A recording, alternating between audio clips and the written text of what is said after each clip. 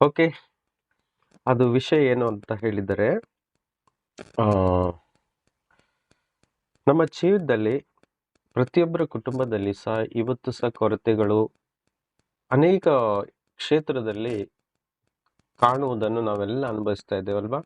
ಅದು ಹಣಕಾಸು ಆಗಿರ್ಬೋದು, ಆರೋಗ್ಯ ಆಗಿರ್ಬೋದು, ಮಾನಸಿಕ ಅವಸ್ಥೆ ಆಗಿರ್ಬೋದು, ಫ್ಯಾಮಿಲಿಯಲ್ಲಿ ಐಕ್ಯತೆ ಆಗಿರ್ಬೋದು, ಸಭೆಯಲ್ಲಿ ಆ, ಐ ಸಂಗತಿಗಳಾಗಿರ್ಬೋದು, ಇನ್ನಿತರೆ ಸಂಗತಿಗಳಲ್ಲಿ ಕೊರತೆಗಳನ್ನೋದು ಇವತ್ತು ಸಹ ನಾವೆಲ್ಲರೂ ನೋಡ್ತಾ ಇದ್ದೇವೆ ಅಲ್ವಾ? ಪ್ರತ್ಯೇಕವಾಗಿ ಅನೇಕ ಸಮಸ್ಯೆಗಳನ್ನು ಎದುರುಗೊಳ್ಳುವುದಕ್ಕೆ ಒಂದು ಕಾರಣವಾದು ಹಣಕಾಸಿನ ವಿಷಯವಾಗಿದೆ ಅಲ್ವಾ? ಸೊ ಈ ರೀತಿಯಾಗಿ ಆ ಒಂದು ಸಮಸ್ಯೆಯಿಂದ ಅನೇಕ ಕ್ಷೇತ್ರದಲ್ಲಿ ನಮ್ಮ ಜೀವಿತದಲ್ಲಿ ಸಮಸ್ಯೆಗಳಾಗಿರುವುದನ್ನು ನಾವು ನೋಡ್ತಾ ಇದ್ದೇವೆ. ಒಂದು ವೇಳೆ ಹಣಕಾಸಿನ ಕ್ಷೇತ್ರದಲ್ಲಿ ಆ ಸಮಸ್ಯೆ ಬಗೆಹರಿದ್ರೆ ನಮ್ಮ ಜೀವಿತದ ಇನ್ನಿತರೆ ಭಾಗಗಳಲ್ಲಿ ಸಮಸ್ಯೆಗಳಿಂದ ನಾವು ಹೊರಗೆ ಬರಲಿಕ್ಕೆ ಸಾಧ್ಯವಾಗುತ್ತದೆ ಅಂತ ನಮಗೆ ಗೊತ್ತುಂಟು. ನಾನು ನಿಮಗೆ ಒಂದು ಪ್ರಶ್ನೆ ಕೇಳಿದ್ದೆ, ಒಂದು ಸ್ವಂತ ಮನೆಯನ್ನು ಕಟ್ಟಲಿಕ್ಕೆ ಏನು ಬೇಕು ಅಂತ ಕೇಳಿದಾಗ ನೀವು ಒಂದೇ ಉತ್ತರ ಕೊಟ್ರಿ. ಆಮೇಲೆ ಏನಾದರೂ ಪರಿಸ್ಥಿತಿಗಳು ಉಂಟಾದಾಗ, ಉದಾಹರಣೆಗೆ ರೋಗಗಳು ಬಂದಾಗ ಆಸ್ಪತ್ರೆಯಲ್ಲಿ ಹೋಗಿ ಟ್ರೀಟ್ಮೆಂಟ್ ಮಾಡ್ಲಿಕ್ಕೆ ಏನು ಬೇಕಂತ ಕೇಳಿದಾಗ ನೀವು ಅದೇ ಉತ್ತರ ಕೊಟ್ರಿ. ಆಮೇಲೆ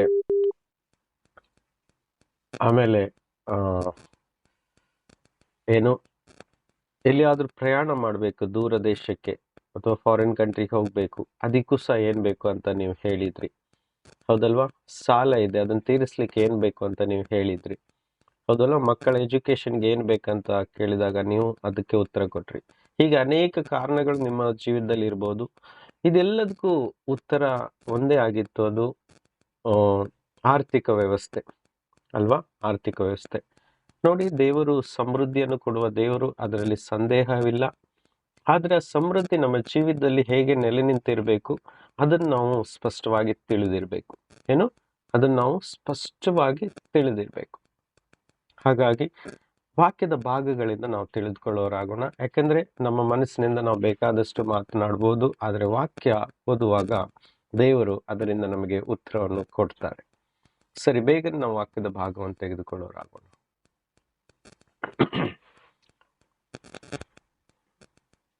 ಯೋಹಾನನ ಸುವಾರ್ತೆ 6ನೇ ಅಧ್ಯಾಯಕ್ಕೆ ಬರೋಣ. ಯೋಹಾನನ ಸುವಾರ್ತೆ 6ನೇ ಅಧ್ಯಾಯ 6ನೇ ಅಧ್ಯಾಯ 5ನೇ ವಾಕ್ಯದಿಂದ ಒಂದೊಂದಾಗಿ ಓದುವ. 5ನೇ ವಾಕ್ಯ ಓದಿ. ವಾಕ್ಯ ಸ್ಕ್ರೀನ್ ಬರುವುದಿಲ್ವಾ? ಇಲ್ಲ ಬ್ರದರ್, ಇವತ್ತು ಶೇರ್ ಮಾಡಲಿಲ್ಲ ನಾನು. ಓಕೆ, ಇವತ್ತು ಫೋನಿಂದ ನಾನು ಮಾತಾಡ್ತಾ ಇದ್ದೀನಿ, ಅದಕ್ಕೋಸ್ಕರ. ಓಕೆ, ಶೇರ್ ಮಾಡ್ಲಿಕ್ಕೆ ಆಗುತ್ತೆ ನೋಡ್ತೀನಿ. ನಿಮ್ಮ ಮೊಬೈಲಲ್ಲಿ ಅಥವಾ ಬೈಬಲ್ ಇಟ್ಕೊಂಡು ಓದಿ, ಟ್ರೈ ಮಾಡುವ. ಶೇರ್ ಶೇರ್ ಶೇರ್ ಓದಿ ಓದಿ. ಹೀಗಿರಲಾಗಿ ಯೇಸು ಹ್ಮ್ ಕಣ್ಣೆತ್ತಿ ನೋಡಿದಾಗ ಬಹು ಜನರ ಗುಂಪು ತನ್ನ ಬಳಿಗೆ ಬರುವುದನ್ನು ಕಂಡು, ಇವರ ಊಟಕ್ಕೆ ನಾವು ಎಲ್ಲಿಂದ ರೊಟ್ಟಿ ಕೊಂಡು ತರೋಣ ಎಂದು ಫಿಲಿಪ್ಪನನ್ನು ಕೇಳಿದನು. ಸಾಕು ಸಾಕು ನೋಡಿ, ತಾನು ಇಲ್ಲಿ ನಮಗೆಲ್ಲರಿಗೂ ಗೊತ್ತಿದೆ ಈ ವಾಕ್ಯದ ಭಾಗ ಏನು. ಯೇಸು ಕಣ್ಣೆತ್ತಿ ನೋಡಿದಾಗ ಬಹು ಜನರ ಗುಂಪು ತನ್ನ ಬಳಿಗೆ ಬರುವುದನ್ನು ಕಂಡು, ಇವರ ಊಟಕ್ಕೆ ನಾವು ಎಲ್ಲಿಂದ ರೊಟ್ಟಿ ಕೊಂಡು ತರೋಣ ಅಂತ ಫಿಲಿಪ್ಪನಿಗೆ ಪ್ರಶ್ನೆಯನ್ನು ಸ್ವತಃ ಹಾಕ್ತಾ ಇದ್ದಾರೆ. ಯೇಸು ಸ್ವಾಮಿನೇ ಪ್ರಶ್ನೆ ಹಾಕ್ತಾ ಇದ್ದಾರೆ. ಆಕ್ಚುಲಿ ಈ ರೀತಿಯಾದಂತ ಪ್ರಶ್ನೆ ಯಾರು ಹಾಕ್ಬೇಕಿತ್ತು? ಜನರು ಹಾಕ್ಬೇಕಿತ್ತು, ಅಥವಾ ಅಪೊಸ್ತಲರು ಹಾಕ್ಬೇಕಿತ್ತು ಅಲ್ವಾ? ಯೇಸುವೆ, ಇಷ್ಟು ಜನರಿಗೆ ಊಟ ಎಲ್ಲಿಂದ ತಂದು ಕೊಡ್ಬೇಕು ಅಂತ ಅವರು ಕೇಳುವುದಕ್ಕಿಂತ ಮುಂಚಿತವಾಗಿ ಯೇಸುವೆ ಆ ಪ್ರಶ್ನೆಯನ್ನು ಅವರಿಗೆ ಹಾಕ್ತಾ ಇದ್ದಾರೆ. ಇದು ಯಾಕೆ ಹಾಕ್ತಾ ಇದ್ದಾರೆ ಅಂತ ಮುಂದಿನ ವಾಕ್ಯ ನೋಡುವಾಗ, ತಾನು ಮಾಡಬೇಕೆಂದಿದ್ದು ತನಗೆ ತಿಳಿದಿದ್ದರೂ ಅವನು ಅಪೊಸ್ತಲರನ್ನು ಪರೀಕ್ಷಿಸುವುದಕ್ಕೋಸ್ಕರ ಈ ಮಾತನ್ನು ಹೇಳಿದನು ಅಂತ ಬರೆಯಲ್ಪಟ್ಟಿದೆ.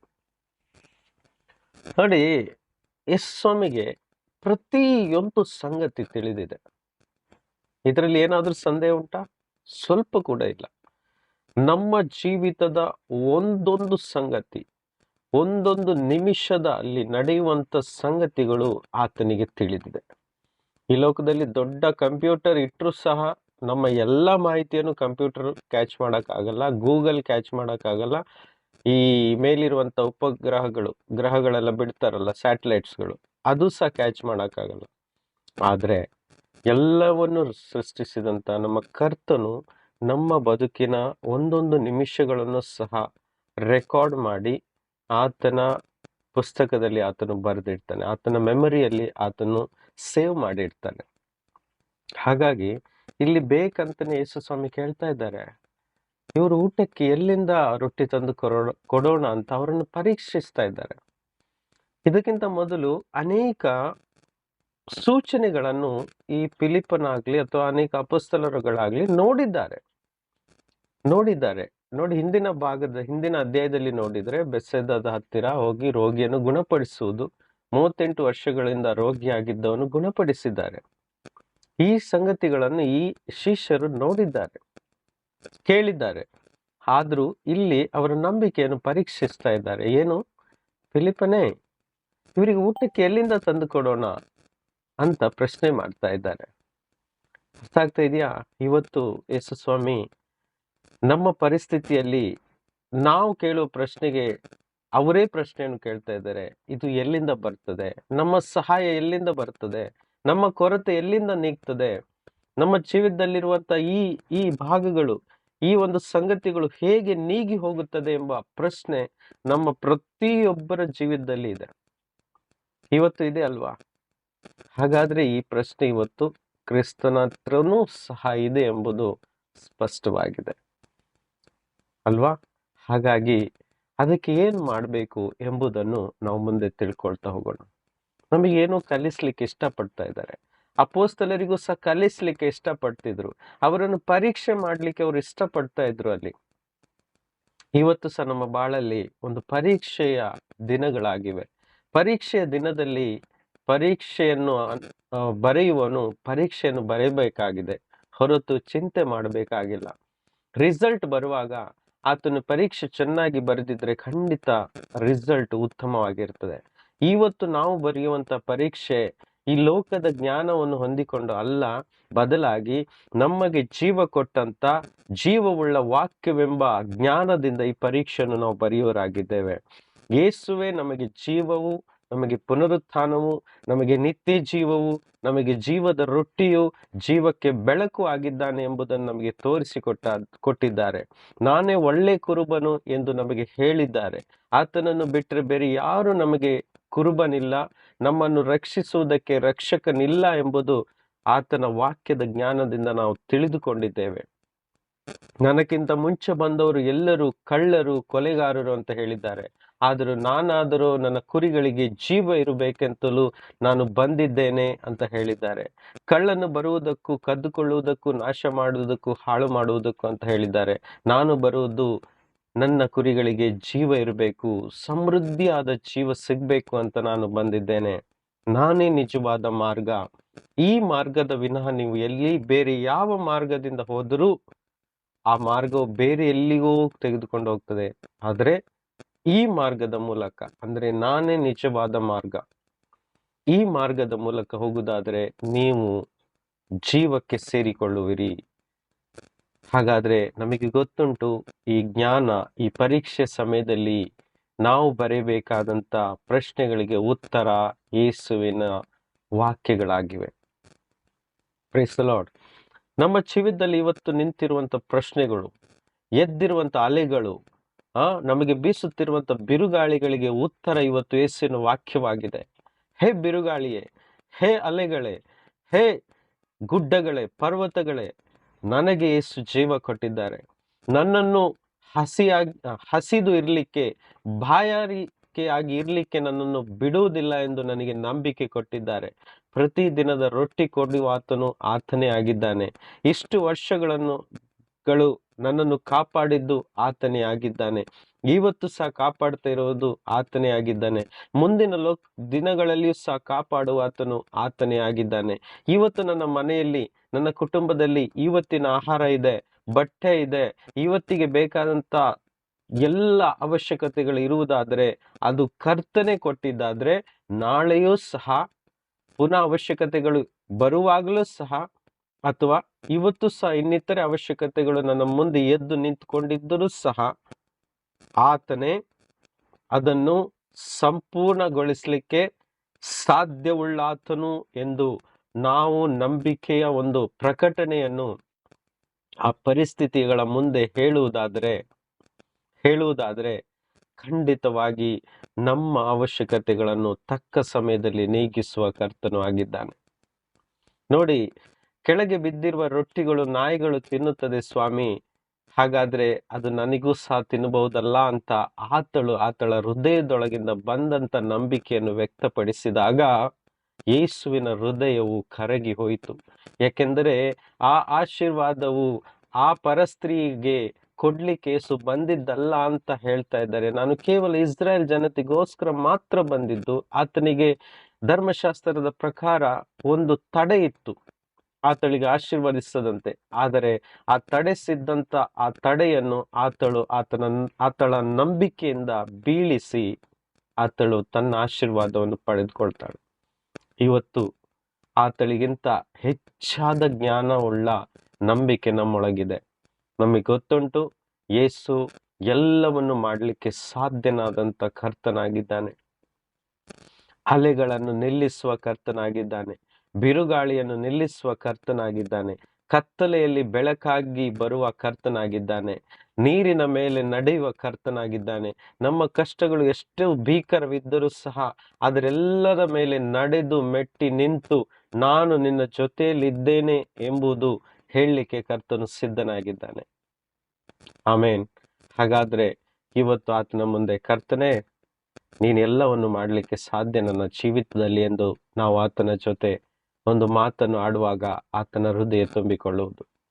ನಮ್ಮ ಪ್ರಾರ್ಥನೆ ಹೀಗಾಗಿರ್ಲಿ, ಕರ್ತನೆ ನನ್ನ ಜೀವಿತದ ಈ ಕೆಲವೊಂದು ಭಾಗಗಳಲ್ಲಿ ಅಥವಾ ಬರುವ ದಿನಗಳಲ್ಲಿ ಅನೇಕ ಸಂಗತಿಗಳು ಉಂಟು, ಆದರೂ ಸಹ ನಾನು ಭಯಪಡೇನು. ನಾನು ನಿನ್ನನ್ನೇ ನಂಬಿದ್ದೇನೆ, ನೀನು ನನ್ನನ್ನು ಬೀಳ್ಲಿಕ್ಕೆ ಬಿಡುವುದಿಲ್ಲ. ನನ್ನನ್ನು ಆ ಸಮಯದಲ್ಲಿ ನೀನು ಕೈ ಹಿಡಿದು ಎತ್ತುತ್ತೀಯ ಎಂದು ನಾವು ಆತನಿಗೆ ನಮ್ಮ ನಂಬಿಕೆಯನ್ನು ವ್ಯಕ್ತಪಡಿಸುವರಾಗೋಣ. ನಾವು ಅನೇಕ ಸಲ ಹತ್ತು ಪ್ರಾರ್ಥನೆ ಮಾಡ್ತೀವಿ, ಒಳ್ಳೆಯದು, ಏನು ತಪ್ಪಿಲ್ಲ ಅದರಲ್ಲಿ. ಅಳುವಂತ ಸಂದರ್ಭದಲ್ಲಿ ನಾವು 10 ಪ್ರಾರ್ಥನೆ ಮಾಡಬೇಕು.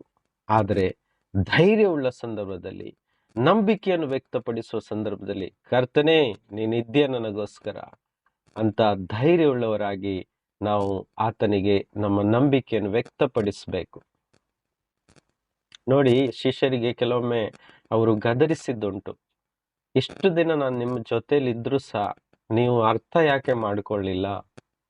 ಸ್ವಲ್ಪ ಬಿರುಗಾಳಿ ಬಂದಿದೆ ಅಂತ ನೀವು ಯಾಕೆ ಭಯ ಪಡ್ತಾ ಇದ್ದೀರಾ? ಹೌದಾ? ನೀವು ಯಾಕೆ ಆ ನಂಬಿಕೆಯನ್ನು ವ್ಯಕ್ತಪಡಿಸ್ಲಿಲ್ಲ? ನಾನು ನಿಮ್ಮ ಜೊತೆಯಲ್ಲಿ ಹಡಗಿನಲ್ಲಿ ಇದ್ರೂ ಸಹ ನೀವು ಯಾಕೆ ಭಯ ಪಡ್ತಾ ಇದ್ದೀರಾ? ಇವತ್ತು ನಮಗೆ ಹೇಳುವ ಸಂದೇಶ ಇದೆ, ನಾನು ಜೊತೆಯಲ್ಲಿ ಇದ್ದೇನೆ, ನಿಮ್ಮನ್ನು ಎಂದಿಗೂ ಕೈ ಬಿಟ್ಟಿಲ್ಲ. ಅಲೆಗಳು ಬರುತ್ತೆ ಅಂತ ನಾನು ಮುಂಚಿತವಾಗಿ ಹೇಳಿದ್ದೇನೆ, ಹೌದಾ? ಆದ್ರೂ ಸಹ ಯಾಕೆ ಭಯ ಪಡ್ತಿದ್ದೀರಾ? ಪರೀಕ್ಷೆ ಮಾಡ್ತಾ ಇದ್ದಾರೆ, ಫಿಲಿಪ್ಪನಿಗೆ ಪರೀಕ್ಷೆ ಮಾಡ್ತಾ ಇದ್ದಾರೆ. ನಾವು ಎಲ್ಲಿಂದ ರೊಟ್ಟಿಯನ್ನು ತರುವ ಅಂತ ಪರೀಕ್ಷೆ ಮಾಡ್ಲಿಕ್ಕೆ ಕೇಳ್ತಾ ಇದ್ದಾರೆ. ಅವಾಗ ಫಿಲಿಪ್ಪನ ಉತ್ತರ ನೋಡಿ, 7ನೇ ವಾಕ್ಯದಲ್ಲಿ ಓದಿ ಸಿಸ್ಟರ್, 7ನೇ ವಾಕ್ಯ. ಅದಕ್ಕೆ ಫಿಲಿಪ್ಪನು, ಒಬ್ಬೊಬ್ಬನಿಗೆ ಸ್ವಲ್ಪ ಸ್ವಲ್ಪ ಸಿಕ್ಕಬೇಕಾದರೆ 200 ಹಣದ ರೊಟ್ಟಿಯಾದರೂ ಸಾಲದು ಅಂದನು. ಆಗ ಆತನ ಶಿಷ್ಯರಲ್ಲಿ, ನೋಡಿ, ಫಿಲಿಪ್ಪನು ತನ್ನ ಬುದ್ಧಿಯಿಂದ ಮಾತಾಡ್ತಾ ಇದ್ದಾರೆ. ಏನು?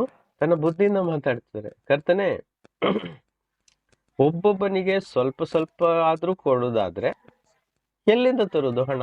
ಅಟ್ಲೀಸ್ಟ್ ಕಡಿಮೆ ಅಂದ್ರೆ ಒಂದು 200 ಹಣದ ರೊಟ್ಟಿ ಆದ್ರೂ ಬೇಕು. ಅಂದ್ರೆ ನಮ್ಮ ಭಾಷೆಯಲ್ಲಿ 200 ರೂಪಾಯಿದ ಆಹಾರ ಆದ್ರೂ ಬೇಕು ಅಲ್ವಾ? ಒಂದು ಫ್ರೈಡ್ ರೈಸ್ ತಂದ್ರೂ ಸಹ ಒಂದು ಫುಲ್ ಪ್ಲೇಟಿಗೆ ಇಷ್ಟಿಷ್ಟು ಆಗುತ್ತೆ ಅಂತ ನಮ್ಮ ಭಾಷೆಯಲ್ಲಿ ಹೇಳಿಕೊಳ್ಳೋಣ. ಅಂದ್ರೆ ತನ್ನ ಬುದ್ಧಿಯ ಪ್ರಕಾರ ಲೆಕ್ಕಾಚಾರವನ್ನು ಮಾಡ್ತಾ ಇದ್ದಾರೆ ಇಲ್ಲಿ ಫಿಲಿಪ್ಪನು. ಯೇಸು ಏನ್ ಪ್ರಶ್ನೆ ಆಗ್ತಿದ್ದಾರೆ? ಇಷ್ಟು ಜನರಿಗೆ ಎಲ್ಲಿಂದ ಊಟಕ್ಕೆ ತರೋಣ? ರೊಟ್ಟಿ ಕೊಡೋಣ ಎನ್ನೋ ಪ್ರಶ್ನೆ. ಮುಂದೆ ವಾಕ್ಯ ಬರೆದಿದೆ, ಯೇಸು ಸ್ವಾಮಿಗೆ ಗೊತ್ತಿದೆ ತಾನು ಏನ್ ಮಾಡ್ಲಿಕ್ಕಿದ್ದೇನೆ ಅಂತ. ಆದರೂ ಸಹ ತನ್ನನ್ನು ನಂಬಿ ಬಂದಂತ, ತನ್ನ ಜೊತೆಯಲ್ಲೇ ಇರುವಂತ ಶಿಷ್ಯನಿಗೆ, ಫಿಲಿಪನಿಗೆ ಆತನು ಕೇಳ್ತಾ ಇರೋದು, ಆತನೊಳಗಿಂದ ಯಾವ ಉತ್ತರವನ್ನು ಅಪೇಕ್ಷಿಸ್ತಾ ಇದ್ದಾರೆ ಅನ್ನೋದನ್ನ ಇಲ್ಲಿ ನಾವು ನೋಡಬಹುದು. ಇವತ್ತು ನಾವು ಹೇಳೋದಾದ್ರೆ ಖಂಡಿತವಾಗಿ ಯೇಸು ಸ್ವಾಮಿ ಆತನ ಒಳಗಿಂದ ಒಂದು ಪಾಸಿಟಿವ್ ಆದಂತ ಉತ್ತರವನ್ನು ಅಪೇಕ್ಷಿಸ್ತಾ ಇದ್ದಾರೆ. ಅದಕ್ಕೆ ಅಲ್ವಾ ಗೊತ್ತಿದ್ದರೂ ಸಹ ಪರೀಕ್ಷೆ ಮಾಡ್ಲಿಕ್ಕೋಸ್ಕರ ಯೇಸು ಸ್ವಾಮಿ ಸ್ವತಃ ಕೇಳ್ತಾ ಇದ್ದಾರೆ, ರೊಟ್ಟಿ ಎಲ್ಲಿಂದ ತರೋದು? Praise the Lord. ಇವತ್ತು ಇದೇ ಪ್ರಶ್ನೆ ಇವತ್ತು ತನ್ನ ಮಕ್ಕಳಿಗೆ ಎಲ್ಲ ಕಡೆ ಕೇಳ್ತಾ ಇದ್ದಾರೆ, ಎಲ್ಲಿಂದ ಬರುತ್ತೆ ರೊಟ್ಟಿ? ಆದ್ರೆ ನಾವು ಏನ್ ಮಾಡ್ತೀವಿ, ಲೆಕ್ಕಾಚಾರ ಹಾಕ್ತಿವಿ, ಈ ಕಡೆಯಿಂದ ಹೀಗೆ ಹಾಗೆ ಅಂತ ಅನೇಕ ಪ್ಲಾನ್ಗಳನ್ನು ಮಾಡ್ತೀವಿ. ಹೌದಾ? ಬನ್ನಿ, ಇವತ್ತು ನಾವು ಪ್ಲಾನ್ ಮಾಡೋದು ಬೇಡ. ಆತನು ಬೇಕಂತಾನೆ ಪರೀಕ್ಷೆಯಲ್ಲಿ ಇಟ್ಟಿದ್ದಾರೆ. ಪರೀಕ್ಷೆಗೆ ಪಾಸ್ ಆಗ್ಲಿಕ್ಕೆ ಇರುವಂತ ಉತ್ತರ ನಾವು ನಮ್ಮ ಬುದ್ಧಿಯೊಳಗಿಂದ ಬಂದಂತ ವಿಚಾರದಿಂದ ಬರೆಯೋದು ಬೇಡ, ಬದಲಾಗಿ ಆತನೇ ನಮಗೆ ಕಲಿಸಿಕೊಟ್ಟಂತ ಉತ್ತರವನ್ನೇ ನಾವು ನೆನಪಿಗೆ ತಂದುಕೊಂಡು ಈ ಪರೀಕ್ಷೆಯ ಪ್ರಶ್ನೆಗೆ ಉತ್ತರವನ್ನು ಬರೆಯೋರಾಗೋಣ. ಕರ್ತನೇ ನನ್ನ ಸಹಾಯಕನು, ನಾನು ಎಂದಿಗೂ ಹಿಂಜರಿಯುವುದಿಲ್ಲ. ನನ್ನ ರೊಟ್ಟಿಯು ಆತನಾಗಿದ್ದಾನೆ, ನನ್ನ ಬಟ್ಟೆಯು ಆತನಾಗಿದ್ದಾನೆ. ಹೌದಾ? ನನ್ನ ಜೀವ ಜಲವು ಆತನಾಗಿದ್ದಾನೆ. ನಾನೇ ಜೀವ ಕೊಡುವ ರೊಟ್ಟಿ ಅಂತ ಯೇಸುವೆ ನೀನು ಹೇಳಿದ್ಯಲ್ಲಪ್ಪ, ಹಾಗಾದ್ರೆ ನನಗೆ ಯಾಕೆ ಭಯ ಎಂಬ ಉತ್ತರವನ್ನು ನಾವು ಬರೆಯೋರಾಗೋಣ. ನಮ್ಮ ಮುಂದೆ ನಿಂತಿರುವ ಎಲ್ಲ ಪ್ರಶ್ನೆಗಳಿಗೆ ಉತ್ತರವನ್ನು ನಾವೇ ಬರೆಯೋಣ. ಏನು? ಯೇಸುವೆ, ನನ್ನನ್ನು ಹುಟ್ಟಿಸಿದ್ದು ನೀನು. ನಾನು ಕೊಳಚೆಯಲ್ಲಿ ಬಿದ್ದಾಗ, ಪಾಪದಲ್ಲಿ ಬಿದ್ದಾಗ ನನ್ನನ್ನು ತೊಳೆದು ಶುದ್ಧ ಮಾಡಿ ನಿನ್ನ ಸ್ವಂತ ಮಗನಾಗಿ ಮಗಳಾಗಿ ಮಾಡಿ ಇವತ್ತು ನಿನ್ನ ಮುಂದೆ ಇಟ್ಟು, ನಿನ್ನ ನಂಬಿಕೆಯನ್ನು ನನ್ನೊಳಗಿಟ್ಟು ಹೊಸ ಒಂದು ಸೃಷ್ಟಿ ಮಾಡಿ ನನಗೆ ಹೊಸ ಬಾಳನ್ನು ಕೊಟ್ಟು ನಿತ್ಯ ಜೀವಕ್ಕಾಗಿ ನನ್ನನ್ನು ಇಟ್ಟಿದ್ದಾದ್ರೆ ಇವತ್ತು ನಾನು ನನ್ನೊಳಗಿಂದ ಹೇಳ್ತೀನಿ, ಅಪ್ಪ ನೀನೇ ನನ್ನ ಜೀವ, ನೀನೇ ನನ್ನ ರೊಟ್ಟಿ, ನೀನೇ ನನ್ನ ಸಹಾಯಕನು, ನೀನೇ ನನ್ನ ಸರ್ವಸ್ವವು. ನಿನ್ನ ಬಿಟ್ಟರೆ ನನಗೆ ಬೇರೆ ಯಾರೂ ಇಲ್ಲ. ಲೋಕದಲ್ಲಿ ಅನೇಕ ಸಂಗತಿಗಳುಂಟು, ಅನೇಕ ಜ್ಞಾನಗಳುಂಟು, ಜನರು ಸಹ ಅನೇಕ ಮಾತುಗಳನ್ನು ಆಡ್ತಾರೆ, ಅನೇಕ ಆಶ್ವಾಸನೆ ನಿರೀಕ್ಷೆಯನ್ನು ಹುಟ್ಟಿಸ್ತಾರೆ. ಆದರೆ ಜನರು ಎಷ್ಟಿದ್ದರೂ ಅವರು ಒಂದು ದಿನ ಮಣ್ಣಾಗಿ ಹೋಗ್ತಾರೆ.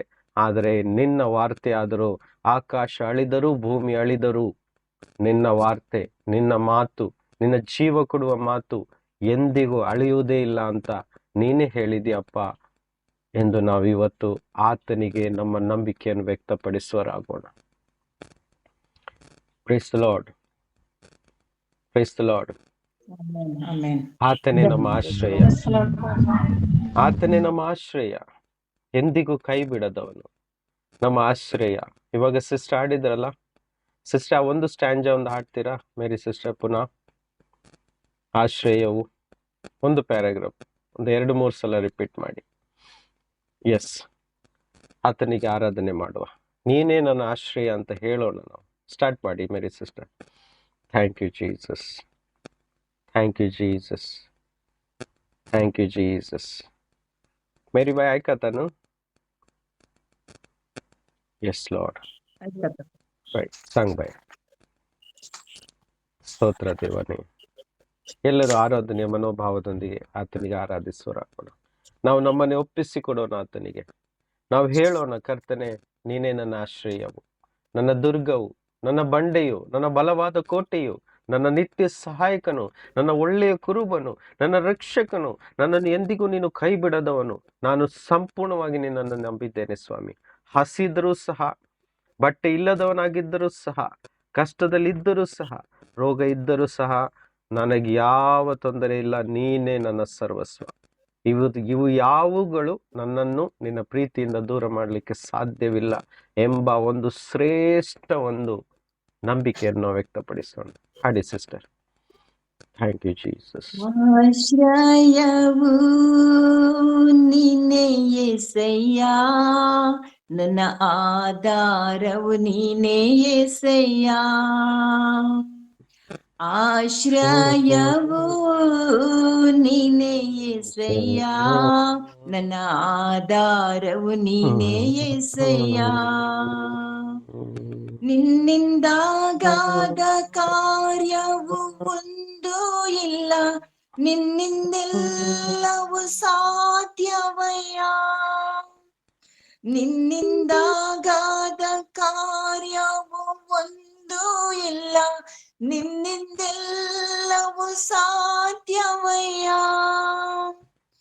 ಇದುವರೆಗೂ ನನ್ನ ನಡೆಸಿದ ಎಬಿನೇಜರ್ ನೀನೇ ಅಯ್ಯ.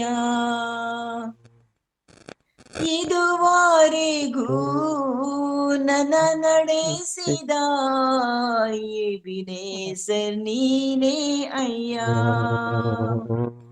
ಆರಾಧನೆ ಆರಾಧನೆ ಸ್ತೋತ್ರ ಯೇಸು. ಆರಾಧನೆ ಸ್ತೋತ್ರ ರಾಜ. ಆರಾಧನೆ ಆರಾಧನೆ ಆರಾಧನೆ. ಆಶ್ರಯವು ನೀನೇ యేసయ్య, ನನ್ನ ಆಧಾರವು ನೀನೇ యేసయ్య. ಆಶ್ರಯವು ನೀನೇ యేసయ్య, ನನ್ನ ಆಧಾರವು ನೀನೇ యేసయ్య. ನಿನ್ನಿಂದಾಗಾದ ಕಾರ್ಯವು ಒಂದು ಇಲ್ಲ, ಯೇಸುವೇ, ನಿನ್ನಿಂದೆಲ್ಲವೂ ಸಾಧ್ಯವಯ್ಯ.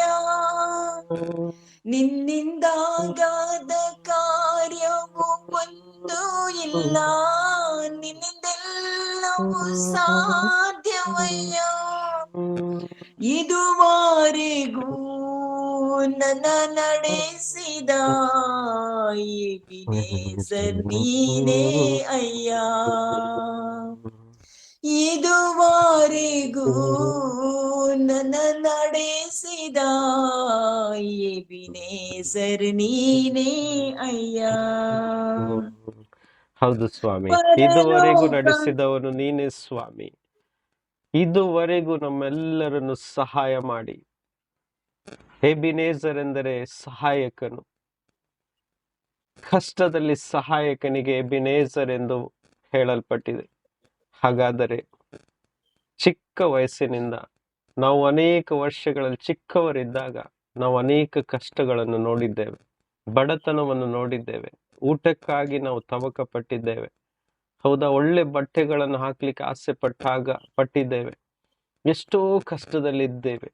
ಆದರೆ ಇವತ್ತಿನ ಪರಿಸ್ಥಿತಿಯಲ್ಲಿ ಊಟಕ್ಕೆ ಬಟ್ಟೆಗೆ ಯಾವ ತೊಂದರೆಯನ್ನು ದೇವರು ಮಾಡಿಲ್ಲ. ಆದರೆ ಅದಕ್ಕೊಂದು ಪ್ರೊಸೀಜರ್ ಇತ್ತು. ಎಷ್ಟು ಕಾಲಗಳು ನಾವು ಕಾಯಬೇಕಿತ್ತು. ಅನೇಕ ಒಳಿತನ್ನು, ಅನೇಕ ಅಭಿವೃದ್ಧಿಯನ್ನು ನಮ್ಮ ಜೀವಿತದಲ್ಲಿ ಕಂಡುಕೊಳ್ತಾ ಬಂದಿದ್ದೇವೆ. ನೋಡಿ, ಕೆಲವೊಮ್ಮೆ ನಾವು ಬೇಗನೆ ನಮ್ಮ ಜೀವಿತದಲ್ಲಿ ಅದ್ಭುತಗಳು ಮಾಡಬೇಕಂತ ನಾವು ಬಯಸ್ತೀವಿ. ಆದರೆ ದೇವರ ಸಿಸ್ಟಮ್, ದೇವರ ಕಾರ್ಯ ಹಾಗಿರಲ್ಲ. ದೇವರು ಹೇಗೆ ಮಾಡ್ತಾರಂತ ಹೇಳಿದ್ರೆ, ನಾವು ಒಂದೊಂದೇ ವಾಕ್ಯದ ಭಾಗವನ್ನು ನೆನೆಸಿದಾಗ ಅಬ್ರಹಾಮನಿಗೆ 100 ವರ್ಷ ಕಾಯಬೇಕಾಯಿತು. ನಾವು ತಿಳ್ಕೊಳ್ತೀವಿ ಅಬ್ರಹಾಮನು ನಂಬಿಕೆಯ ಪಿತನು ಅಂತ, ಅಲ್ವಾ? ಆದರೆ ಅಬ್ರಹಾಮನು ನಂಬಿಕೆ ಪಿತ ಎನಿಸ್ಕೊಳ್ಳಿಕ್ಕೆ ಆತನು 100 ವರ್ಷ ಪ್ರಾಯದವರೆಗೆ ಕಾದ್ಕೊಳ್ಬೇಕಾಯ್ತು. ವಾಗ್ದಾನ ಬಂದಿದ್ದು 84-85ನೇ ವರ್ಷದ ಸಮಯದಲ್ಲಿ. ಅಲ್ಲಿಂದನೂ ಸಹ ನನಗೆ ಮಗುವನ್ನು ಕೊಡ್ತಾರೆ ಅಂತ ದೇವರು ವಾಗ್ದಾನ ಮಾಡಿ 15 ವರ್ಷ ಕಾಯಬೇಕಾಯ್ತು. ಆದರೂ ಸಹ ಅದರ ಮಧ್ಯದಲ್ಲಿ ಬಿದ್ದು ಹೋಗ್ತಾನೆ. ತನ್ನ ಹೆಂಡತಿಯ ಮಾತನ್ನು ಕೇಳಿ ಬಿದ್ದು ಹೋಗ್ತಾನೆ. ಅದಕ್ಕೋಸ್ಕರ ಹೇಳ್ತೀನಿ ಪ್ರಿಯರೇ, ಕರ್ತನು ವಾಗ್ದಾನ ಮಾಡಿದ್ದು ಖಂಡಿತವಾಗಿ ನೆರವೇರಿಸ್ತಾರೆ. ಕೆಲವೊಮ್ಮೆ ಸಮಯ ಬೇಕಾಗುತ್ತೆ, ಆದರೆ ನೆರವೇರಿಸ್ತಾರೆ. ಆತನು ತನ್ನ ಮಾತನ್ನು ಎಂದಿಗೂ ತಪ್ಪುವುದಿಲ್ಲ. ಅಬ್ರಹಾಮನ ತರ ತಪ್ಪನ್ನು ನಾವು ಮಾಡದೇ ಇರೋಣ. ಅಬ್ರಹಾಮನ ತರ ತಪ್ಪನ್ನು ಮಾಡದೇ ಇರೋಣ. ದಾಸಿಯ ಜೊತೆಯಲ್ಲಿ ಸೇರಿ ವಾಗ್ದಾನವಿಲ್ಲದಂತ ಆಶೀರ್ವಾದವನ್ನು ಪಡೆದುಕೊಳ್ಳಿಕ್ಕೆ ನಾವು ಪ್ರಯತ್ನ ಮಾಡದೇ ಇರೋಣ.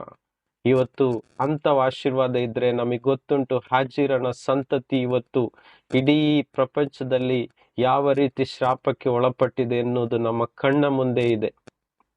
ಅರ್ಥ ಆಗದೇ ಇದ್ದವರಿಗೆ ಸ್ಪಷ್ಟವಾಗಿ ಹೇಳ್ತೇನೆ, ಅಬ್ರಾಮನು ತನ್ನ ಹೆಂಡತಿಯ ಮಾತು ಕೇಳಿ ಹಾಜಿರನ ಜೊತೆ ಸೇರಿ ಇಷ್ಮಾಯೇಲನನ್ನು ಹಡೆದು ಆತನ ಮುಖಾಂತರ ಬಂದಂತ ಸಂತತಿ ಇಸ್ಲಾಂ ಜನಾಂಗವು ಅಂತ ನಮಗೆ ಬೈಬಲ್ ಸ್ಪಷ್ಟವಾಗಿ ಹೇಳುತ್ತೆ. ಇವತ್ತು ಇಸ್ಲಾಂ ಜನಾಂಗದಲ್ಲಿರುವಂತ ಪರಿಸ್ಥಿತಿಯನ್ನು ನಾವು ನೋಡಬಹುದು. ಆದ್ರೆ ದೇವರ ಕೃಪೆ ಅದಲ್ಲ ಆಗಿತ್ತು. ತಾನು ಹೇಳಿದಂತ ವಾಗ್ದಾನ ಯಾರಾಗಿತ್ತು? ಇಸ್ಹಾಕನು. ಇಸ್ಹಾಕನಿಗೋಸ್ಕರ ಅಬ್ರಾಮನು ಕಾಯಲೇಬೇಕಿತ್ತು. ಆದರೂ ಕ್ಷಮೆಯನ್ನು ಯಾಚಿಸಿ 100ನೇ ವಯಸ್ಸುವರೆಗೂ ಕಾದನು. ತಪ್ಪಾದರೂ ದೇವರು ಕ್ಷಮಿಸಿದ್ದಾರೆ. ಇವತ್ತು ತಪ್ಪಾಗಿದೆಯಾ, ನಮ್ಮನ್ನು ಕ್ಷಮಿಸ್ತಾರೆ, ಖಂಡಿತವಾಗಿ ಕ್ಷಮಿಸ್ತಾರೆ.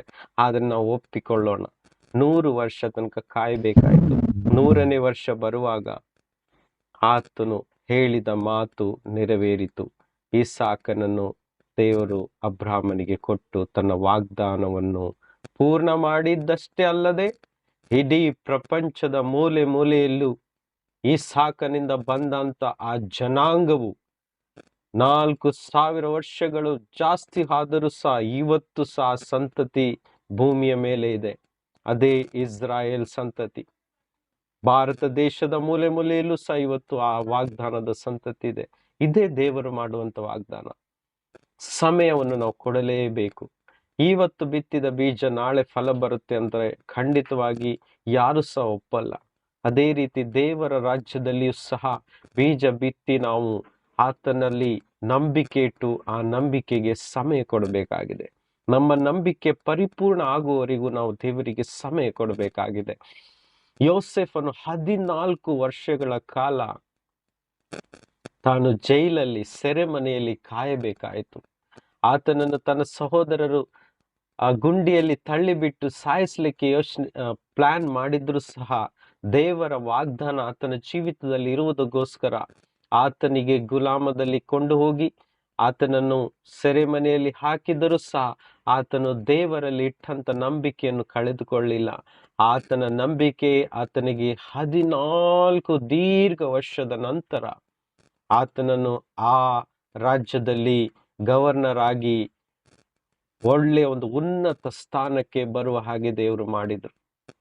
Price the Lord. ಅದೇ ರೀತಿ ಇವತ್ತು ನಾವು ಕಾಯುವರಾಗೋಣ. ನಾವು ನಂಬಿಕೆಯನ್ನು ಬಿಟ್ಟು ಕೊಡದೆ ದೃಢವಾಗಿ ನಿಲ್ಲುವರಾಗೋಣ. ಚಿಕ್ಕ ವಯಸ್ಸಲ್ಲಿ ಇದ್ದಂತ ದಾವೀದನಿಗೆ ಕಾಡಲ್ಲಿ ಗುಪ್ತವಾಗಿ ದೇವರ ಮುಂದೆ ನೃತ್ಯವನ್ನಾಡಿ ಆರಾಧನೆಯನ್ನು ಮಾಡಲಿಕ್ಕೆ ಕಲಿತನು. ದೇವರನ್ನು ಸಂತೋಷಪಡಿಸ್ಲಿಕ್ಕೆ ಕಲಿತನು. ದೇವರಿಗೆ ತನ್ನ ಜೀವಿತವನ್ನೇ ಒಪ್ಪಿಸಿಕೊಟ್ಟನು.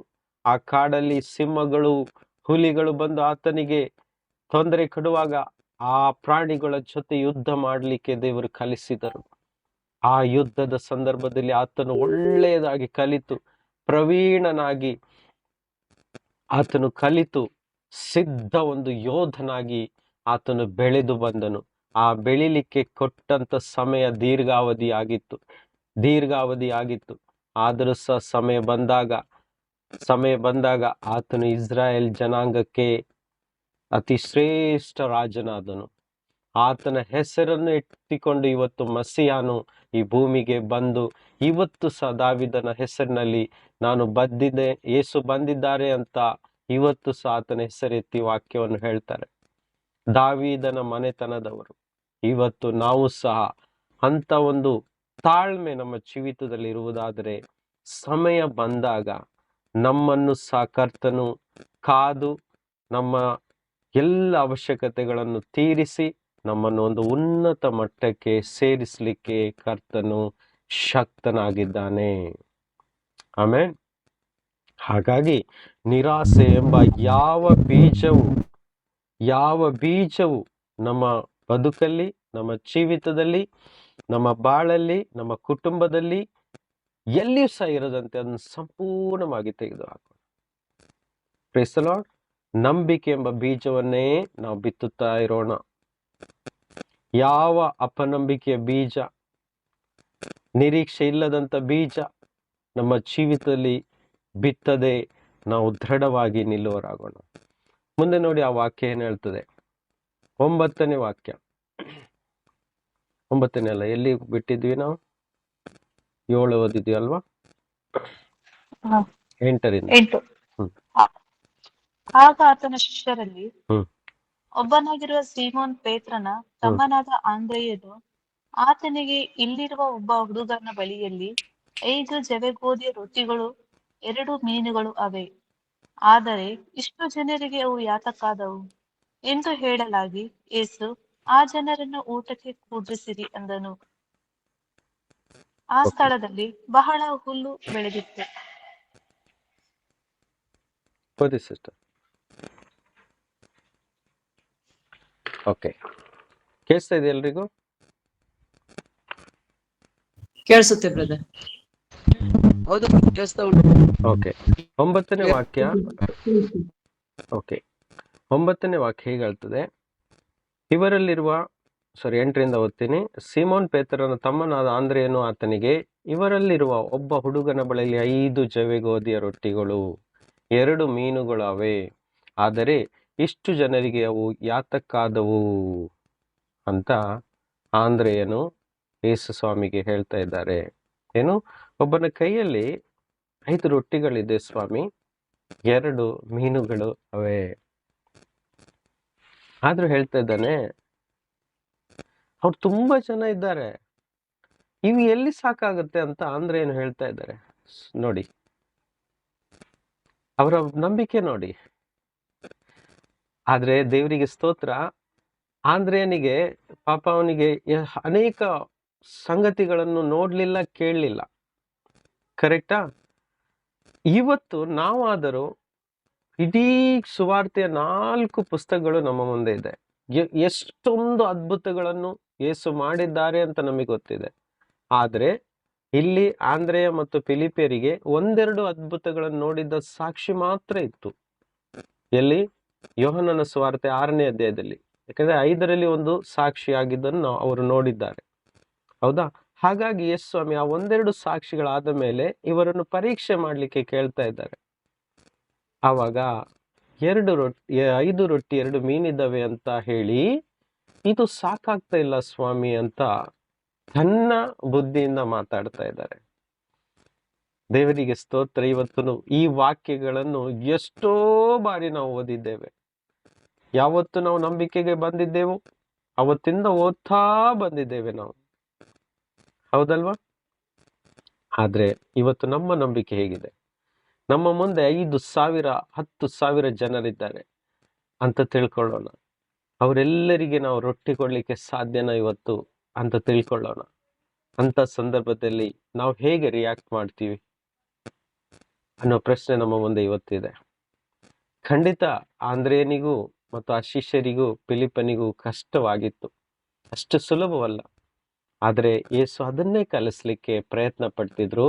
ತನ್ನ ಶಿಷ್ಯರು ಅರ್ಥ ಮಾಡ್ಕೊಳ್ಬೇಕು, ನಾನು ಯಾರು ಎಂಬುದಾಗಿ. ಆದಿಯು ಅಂತ್ಯನು, ಆಲ್ಫವು ಒಮೇಗನು, ಸತ್ತವರೊಳಗಿಂದ ಎದ್ದು ಬಂದಂತ, ಮೃತ್ಯುಂಜಯನಾಗಿ ಬಂದಂತ ಯೇಸು, ಇನ್ನೆಂದಿಗೂ ಸಾಯದವನು, ನಿರಂತರವಾಗಿ ಜೀವಿಸುವವನು, ರಾಜಾದಿರಾಜನು, ಕರ್ತರ ಕರ್ತನು ಅಂತ ಇವತ್ತು ನಮಗೆ ತಿಳಿಸ್ಕೊಳ್ಳಿಕ್ಕೆ ಆಸೆ ಪಡ್ತಾ ಇದ್ದಾರೆ. ಸೊ ಈ ದೃಢ ನಂಬಿಕೆ ನಮ್ಮ ಹೃದಯದಲ್ಲಿ ನಾವು ಬಲಪಡಿಸ್ಕೊಳ್ಬೇಕು. ಆತನೆಂದಿಗೂ ಕೈ ಬಿಡೋದೇ ಇಲ್ಲ. ನಿರಂತರವಾಗಿ ನಮ್ಮನ್ನು ಕೈ ಹಿಡಿದು ನಡೆಸುವನಾಗಿದ್ದಾನೆ.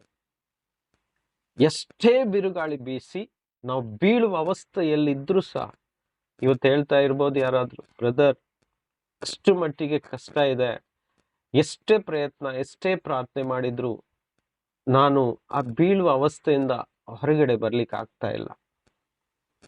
ನನ್ನ ಕುಟುಂಬದಲ್ಲಿ ನಾನು ಆ ರಕ್ಷಣೆ ಮಾರ್ಗವನ್ನು ಕಂಡುಕೊಳ್ಳಿಕ್ಕೆ ಆಗ್ತಾ ಇಲ್ಲ. ನಾನು ಆ ಬಂಡೆಯನ್ನು ಕೆಳಗೆ ಬೀಳಿಸ್ಲಿಕ್ಕೆ ಆಗ್ತಾ ಇಲ್ಲ. ನಾನು ದಾಟಿಕೊಂಡು ಆ ಮಾರ್ಗದಲ್ಲಿ ಮುಂದಕ್ಕೆ ಹೋಗ್ಲಿಕ್ಕೆ ಆಗ್ತಾ ಇಲ್ಲ. ಗಟ್ಟಿಯಾದ ಬಂಡೆ ನನ್ನ ಎದುರಲ್ಲಿ ನಿಂತ್ಕೊಂಡಿದೆ ಅಂತ ನಿಮ್ಮಲ್ಲಿ ಯಾರಾದ್ರೂ ಹೇಳ್ಬೋದು. ಆದ್ರೆ ಕರ್ತನ ಇವತ್ತು ನಿಮಗೆ ಆಶ್ವಾಸನೆ, ದೃಢವಾದಂತ ನಿರೀಕ್ಷೆಯನ್ನು ಹುಟ್ಟಿಸ್ತಾ ಇದ್ದಾರೆ. ನನ್ನ ನಾಮದಲ್ಲಿ ಎಲ್ಲವೂ ಸಾಧ್ಯ, ನನ್ನನ್ನು ನಂಬಿದವರಿಗೆ ಎಲ್ಲವೂ ಸಾಧ್ಯ. ನೀವು ಸ್ವತಃ ಬುದ್ಧಿಯಿಂದ ಯೋಚನೆ ಮಾಡಬೇಡಿ, ನನ್ನ ಜೊತೆಗಿದ್ದು ಯೋಚನೆ ಮಾಡಿ. ನನ್ನನ್ನು ನಿಮ್ಮ ಜೊತೆಗೆ ಸೇರಿಸಿಕೊಳ್ಳಿ. ಬಂಡೆ ಮುಂದಿದ್ಯಾ, ನನ್ನನ್ನು ಜೊತೆ ಸೇರಿಸ್ಕೊಳ್ಳಿ. ಹಾಗಂದ್ರೆ ಅರ್ಥ, ನನ್ನ ವಾಕ್ಯವನ್ನು ನಿಮ್ಮ ಜೊತೆಯಲ್ಲಿ ಇಟ್ಕೊಳ್ಳಿ, ನಿಮ್ಮ ಯೋಚನೆಯಲ್ಲಿ ಇಟ್ಕೊಳ್ಳಿ, ನಿಮ್ಮ ಮಾತಿನಲ್ಲಿ ಇಟ್ಕೊಳ್ಳಿ. ಮೊದಲು ಯೋಚನೆ ಬರ್ತದೆ ಅಲ್ವಾ, ಈ ಬಿರುಗಾಳಿನ, ಈ ಕಷ್ಟವನ್ನು ಹೇಗೆ ಪರಿಹರಿಸೋದು. ಬುದ್ಧಿಯಲ್ಲಿ ನಾವು ಯೋಚನೆ ಮಾಡ್ತೀವಿ. ಅದೇ ರೀತಿ ಇಲ್ಲಿ ಆಂದ್ರೆಯ ಫಿಲಿಪ್ಪನು ಯೋಚನೆ ಮಾಡ್ತಿದ್ರು ಬುದ್ಧಿಯಲ್ಲಿ. ಅದೇ ಸ್ವಲ್ಪ ಅವರು ಹಿಂದಕ್ಕೆ ನೋಡಿ, 38 ವರ್ಷದಿಂದ ಗುಣವಾಗದಂತ ರೋಗಿಗೆ ಒಂದು ಕ್ಷಣ ಮಾತ್ರದಲ್ಲೇ ತನ್ನ ಬರೀ ಮಾತಿಂದ ಆತನನ್ನು ಎಬ್ಬಿಸಿ ತನ್ನ ಚಾಪೆಯನ್ನು ಹಿಡಿದುಕೊಂಡು ಮನೆಗೆ ಹೋಗುವಂತ ಇಡೀ ಇಸ್ರಾಯೇಲ್ ಜನತೆಯ ಮುಂದೆ, ಫರಿಸಾಯರ ಮುಂದೆ, ಯಾಜಕರ ಮುಂದೆ ಧೈರ್ಯವಾಗಿ ಹೇಳಿದ್ದಾದರೆ ಆತನೇ ನಿಜವಾದ ಲೋಕ ರಕ್ಷಕನೆಂದು ಆ ವ್ಯಕ್ತಿಯು ಸಹ ನಂಬಿಕೊಂಡು ಸಂತೋಷವುಳ್ಳವನಾಗಿ ಆತನು ಅಲ್ಲಿಂದ ಹೋದಿದ್ದಾದ್ರೆ, ಇದನ್ನೆಲ್ಲ ನೋಡಿದಂತ ಈ ಶಿಷ್ಯರಲ್ಲಿ ಆ ನಂಬಿಕೆ ಬರ್ಲಿಗೋಸ್ಕರ ಯೇಸು ಇಲ್ಲಿ ಪ್ರಯತ್ನ ಮಾಡಿ ಹೇಳ್ತಾ ಇದ್ದಾರೆ, ಇವರು ನಂಬಲಿ ಅಂತ. ಹಾಗಾದ್ರೆ ಇವತ್ತು ನಾವು ಹೇಳೋಣವಾ? ಇಲ್ಲ, ಖಂಡಿತವಾಗಿ ನಾನು ಜಯವನ್ನು ಕಂಡುಕೊಳ್ತೇನೆ, ಖಂಡಿತವಾಗಿ ನಾನು ಗೆಲುವನ್ನು ಕಂಡುಕೊಳ್ತೇನೆ. ನನ್ನನ್ನು ಜಯಿಸ್ಲಿಕ್ಕೆ ಯೇಸು ಕರೆದಿದ್ದಾರೆ. ನನ್ನನ್ನು ಹಿಂದಿರ್ಲಿಕ್ಕೆ ಅಲ್ಲ, ಸೋಲನ್ನು ಒಪ್ಪಿಕೊಳ್ಳಿಕ್ಕೆ ಅಲ್ಲ, ನನ್ನನ್ನು ಜಯಿಸ್ಲಿಕ್ಕೇನೆ ಕರೆದಿದ್ದು. ಮರಣವನ್ನು ಜಯಿಸಿದಂತೆ ಯೇಸು ನನ್ನ ಜೀವಿತದಲ್ಲಿ ಬಂದಂತ ಈ ಚಿಕ್ಕ ಪುಟ್ಟ ಸಂಗತಿಗಳನ್ನು ಜಯಿಸ್ಲಿಕ್ಕೆ ನನ್ನನ್ನು ಮುಂದೆ ಕೊಂಡೋಗಲ್ವಾ? ನನ್ನನ್ನು ಕೈ ಹಿಡಿದು ಎತ್ತಲ್ವಾ? ಖಂಡಿತವಾಗಿ ಮರಣವನ್ನೇ ಜಯಿಸಿದ ಯೇಸು ನಮ್ಮ ಜೀವಿತದಲ್ಲಿ ಬಂದಿರುವಂತ ಈ ಎಲ್ಲಾ ಸಂಗತಿಗಳಿಂದ ನಮಗೆ ಜಯ ಕೊಟ್ಟು ಒಂದು ದೊಡ್ಡ ಜಯದತ್ತ ಮುಂದೆ ಕೊಂಡು ಹೋಗಿ ನಮಗೆ ಆ ಜಯದ ಕಿರೀಟವನ್ನು ತೊಡಿಸಿಯೇ ತೊಡಿಸ್ತಾರೆ. ಇದರಲ್ಲಿ ಯಾವ ಸಂದೇಹವಿಲ್ಲ. ನನ್ನ ವಿಷಯದಲ್ಲಿ ಸಂದೇಹ ಪಡದವನೇ ಧನ್ಯನು. ಯೇಸು ಹೇಳಿದ್ದಾರೆ, ನನ್ನ ವಿಷಯದಲ್ಲಿ ನಾನು ಹೇಳಿದ ಮಾತುಗಳ ಮೇಲೆ ಸಂದೇಹ ಪಡದವನೇ ಧನ್ಯನು.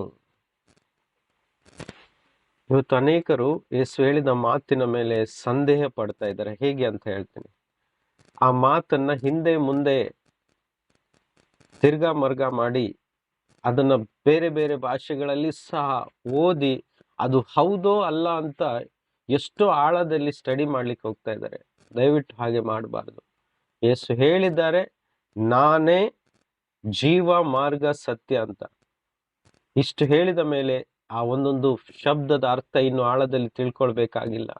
ಆತನೇ ನಿಜವಾದ ಮಾರ್ಗವಾಗಿದ್ದಾನೆ, ಆತನೇ ಸತ್ಯವುಳ್ಳವನಾಗಿದ್ದಾನೆ, ಆತನೇ ನಮಗೆ ಪೂರ್ಣ ಜೀವ ಕೊಡುವ ರಕ್ಷಕನಾಗಿದ್ದಾನೆ ಎಂದು ನಂಬಿರುವುದಾದರೆ ನಾವು ಸಂದೇಹ ಪಡುವ ಅವಶ್ಯಕತೆ ಇಲ್ಲ. ಸ್ವಲ್ಪ ಕೂಡ ಸಂದೇಹ ಬೇಡವೇ ಬೇಡ. ನೋಡಿ, ನಮ್ಮ ನಂಬಿಕೆಗೆ ಇರುವಂತ ಶತ್ರು ಯಾರು ಗೊತ್ತುಂಟ? ಸಂದೇಹ, ಡೌಟ್. ಶತ್ರು ಯಾರು? ಬೇರೆ ಯಾರು ಅಲ್ಲ, ಡೌಟ್. ಎಲ್ಲಿ ಸಂದೇಹ ಬಂದಿದೆಯೋ ನಮ್ಮ ಜೀವಿತದಲ್ಲಿ ಅಲ್ಲಿ ಶತ್ರು ಇದ್ದಾನೆ ಅಂತ ಅರ್ಥ. ಹಾಗಾದ್ರೆ ಯೇಸು ಕ್ರಿಸ್ತನ ವಾಕ್ಯದ ವಿಷಯದಲ್ಲಿ ಸಂದೇಹವನ್ನು ಪಡೆದೇ ಇರುವವನು ಧನ್ಯನು. ಆಮೇನ್.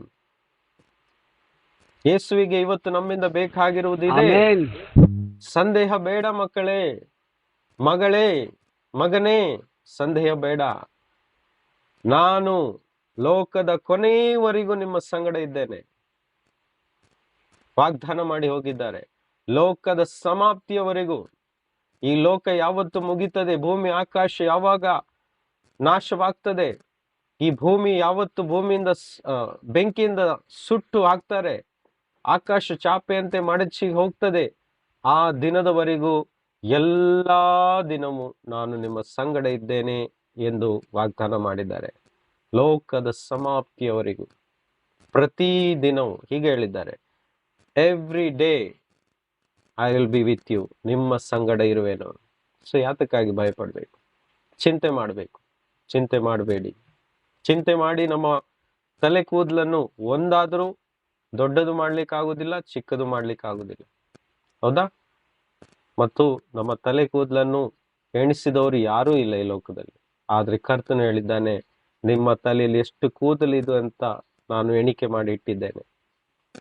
ಇಷ್ಟು ಧೈರ್ಯಗೊಳಿಸ್ತಾ ಇದ್ದಾರೆ. ಹೌದಾ? ಚಿಂತೆ ಮಾಡೋದು ಬೇಡ. ಚಿಂತೆಗೆ ಬದಲಾಗಿ ನಾವು ಕರ್ತನ ಮುಂದೆ ನಾವು ಸಕಾರಾತ್ಮಕವಾಗಿ ಮಾತಾಡುವವರಾಗೋಣ. ತಂದೆ, ನೀನು ನನ್ನನ್ನು ಈ ಪರಿಸ್ಥಿತಿಯಿಂದ ಬಿಡಿಸ್ಲಿಕ್ಕೆ ಶಕ್ತಿ ಉಳ್ಳವನು. ನಿನ್ನಿಂದ ಎಲ್ಲ ಸಾಧ್ಯ ಕರ್ತನೆ ಅಂತ, ನಿನ್ನಿಂದ ಎಲ್ಲ ಸಾಧ್ಯ ಅಂತ ಹಾಡನ್ನು ಹಾಡಿ ಆತನನ್ನು ಮಹಿಮೆ ಪಡಿಸೋಣ. ನಿನ್ನಿಂದ ಎಲ್ಲವೂ ಸಾಧ್ಯವೇ. ಸಿಸ್ಟರ್, ಆ ಒಂದು ಸ್ಟ್ಯಾಂಜ್ ಆಡ್ತೀರಾ? ಮೇರಿ ಸಿಸ್ಟರ್, ನಿನ್ನಿಂದ ಎಲ್ಲ ಸಾಧ್ಯವಯ್ಯ. ರೆಡಿ ಇರಿ. ನಿನ್ನಿಂದ ಎಲ್ಲ ಸಾಧ್ಯವೇ. ಸಿಕ್ಕಿದ್ರೆ ಹಾಡ್ಲಿಕ್ಕೆ ಸ್ಟಾರ್ಟ್ ಮಾಡಿ. ನಾವು ಹಾಡು ಕೇಳ್ದಿದ್ವಲ್ವ, ಇವಾಗ ಹಾಡಿದ್ವಲ್ವ? ನಿನ್ನಿಂದ ಎಲ್ಲ ಸಾಧ್ಯವಯ್ಯ, ನೀನೇ ಆಶ್ರಯವು, ನೀನೇ ಆಶ್ರಯ. Praise the lord, praise the lord. ನಾನು ಇವತ್ತು ನಿಮಗೆ ಪಾಠ ಕಲಿಸ್ತಾ ಇಲ್ಲ, ನಿಮಗೆ ಧೈರ್ಯ ಪಡಿಸ್ಲಿಕ್ಕೆ ಇಷ್ಟಪಡ್ತಾ ಇದ್ದೀನಿ, ಬಲಪಡಿಸ್ಲಿಕ್ಕೆ ಇಷ್ಟಪಡ್ತಾ ಇದ್ದೀನಿ. ಯೇಸುವಿನ ಹತ್ತಿರಕ್ಕೆ ಬನ್ನಿ ಅಂತ ಹೇಳ್ತಾ ಇದ್ದೀನಿ. Thank you Jesus. ಸಿಸ್ಟರ್ ಹಾಡಿ. ಆಶ್ರಯವು ನೀನೇ యేసయ్య, ನನ್ನ ಆಧಾರವು ನೀನೇ యేసయ్య.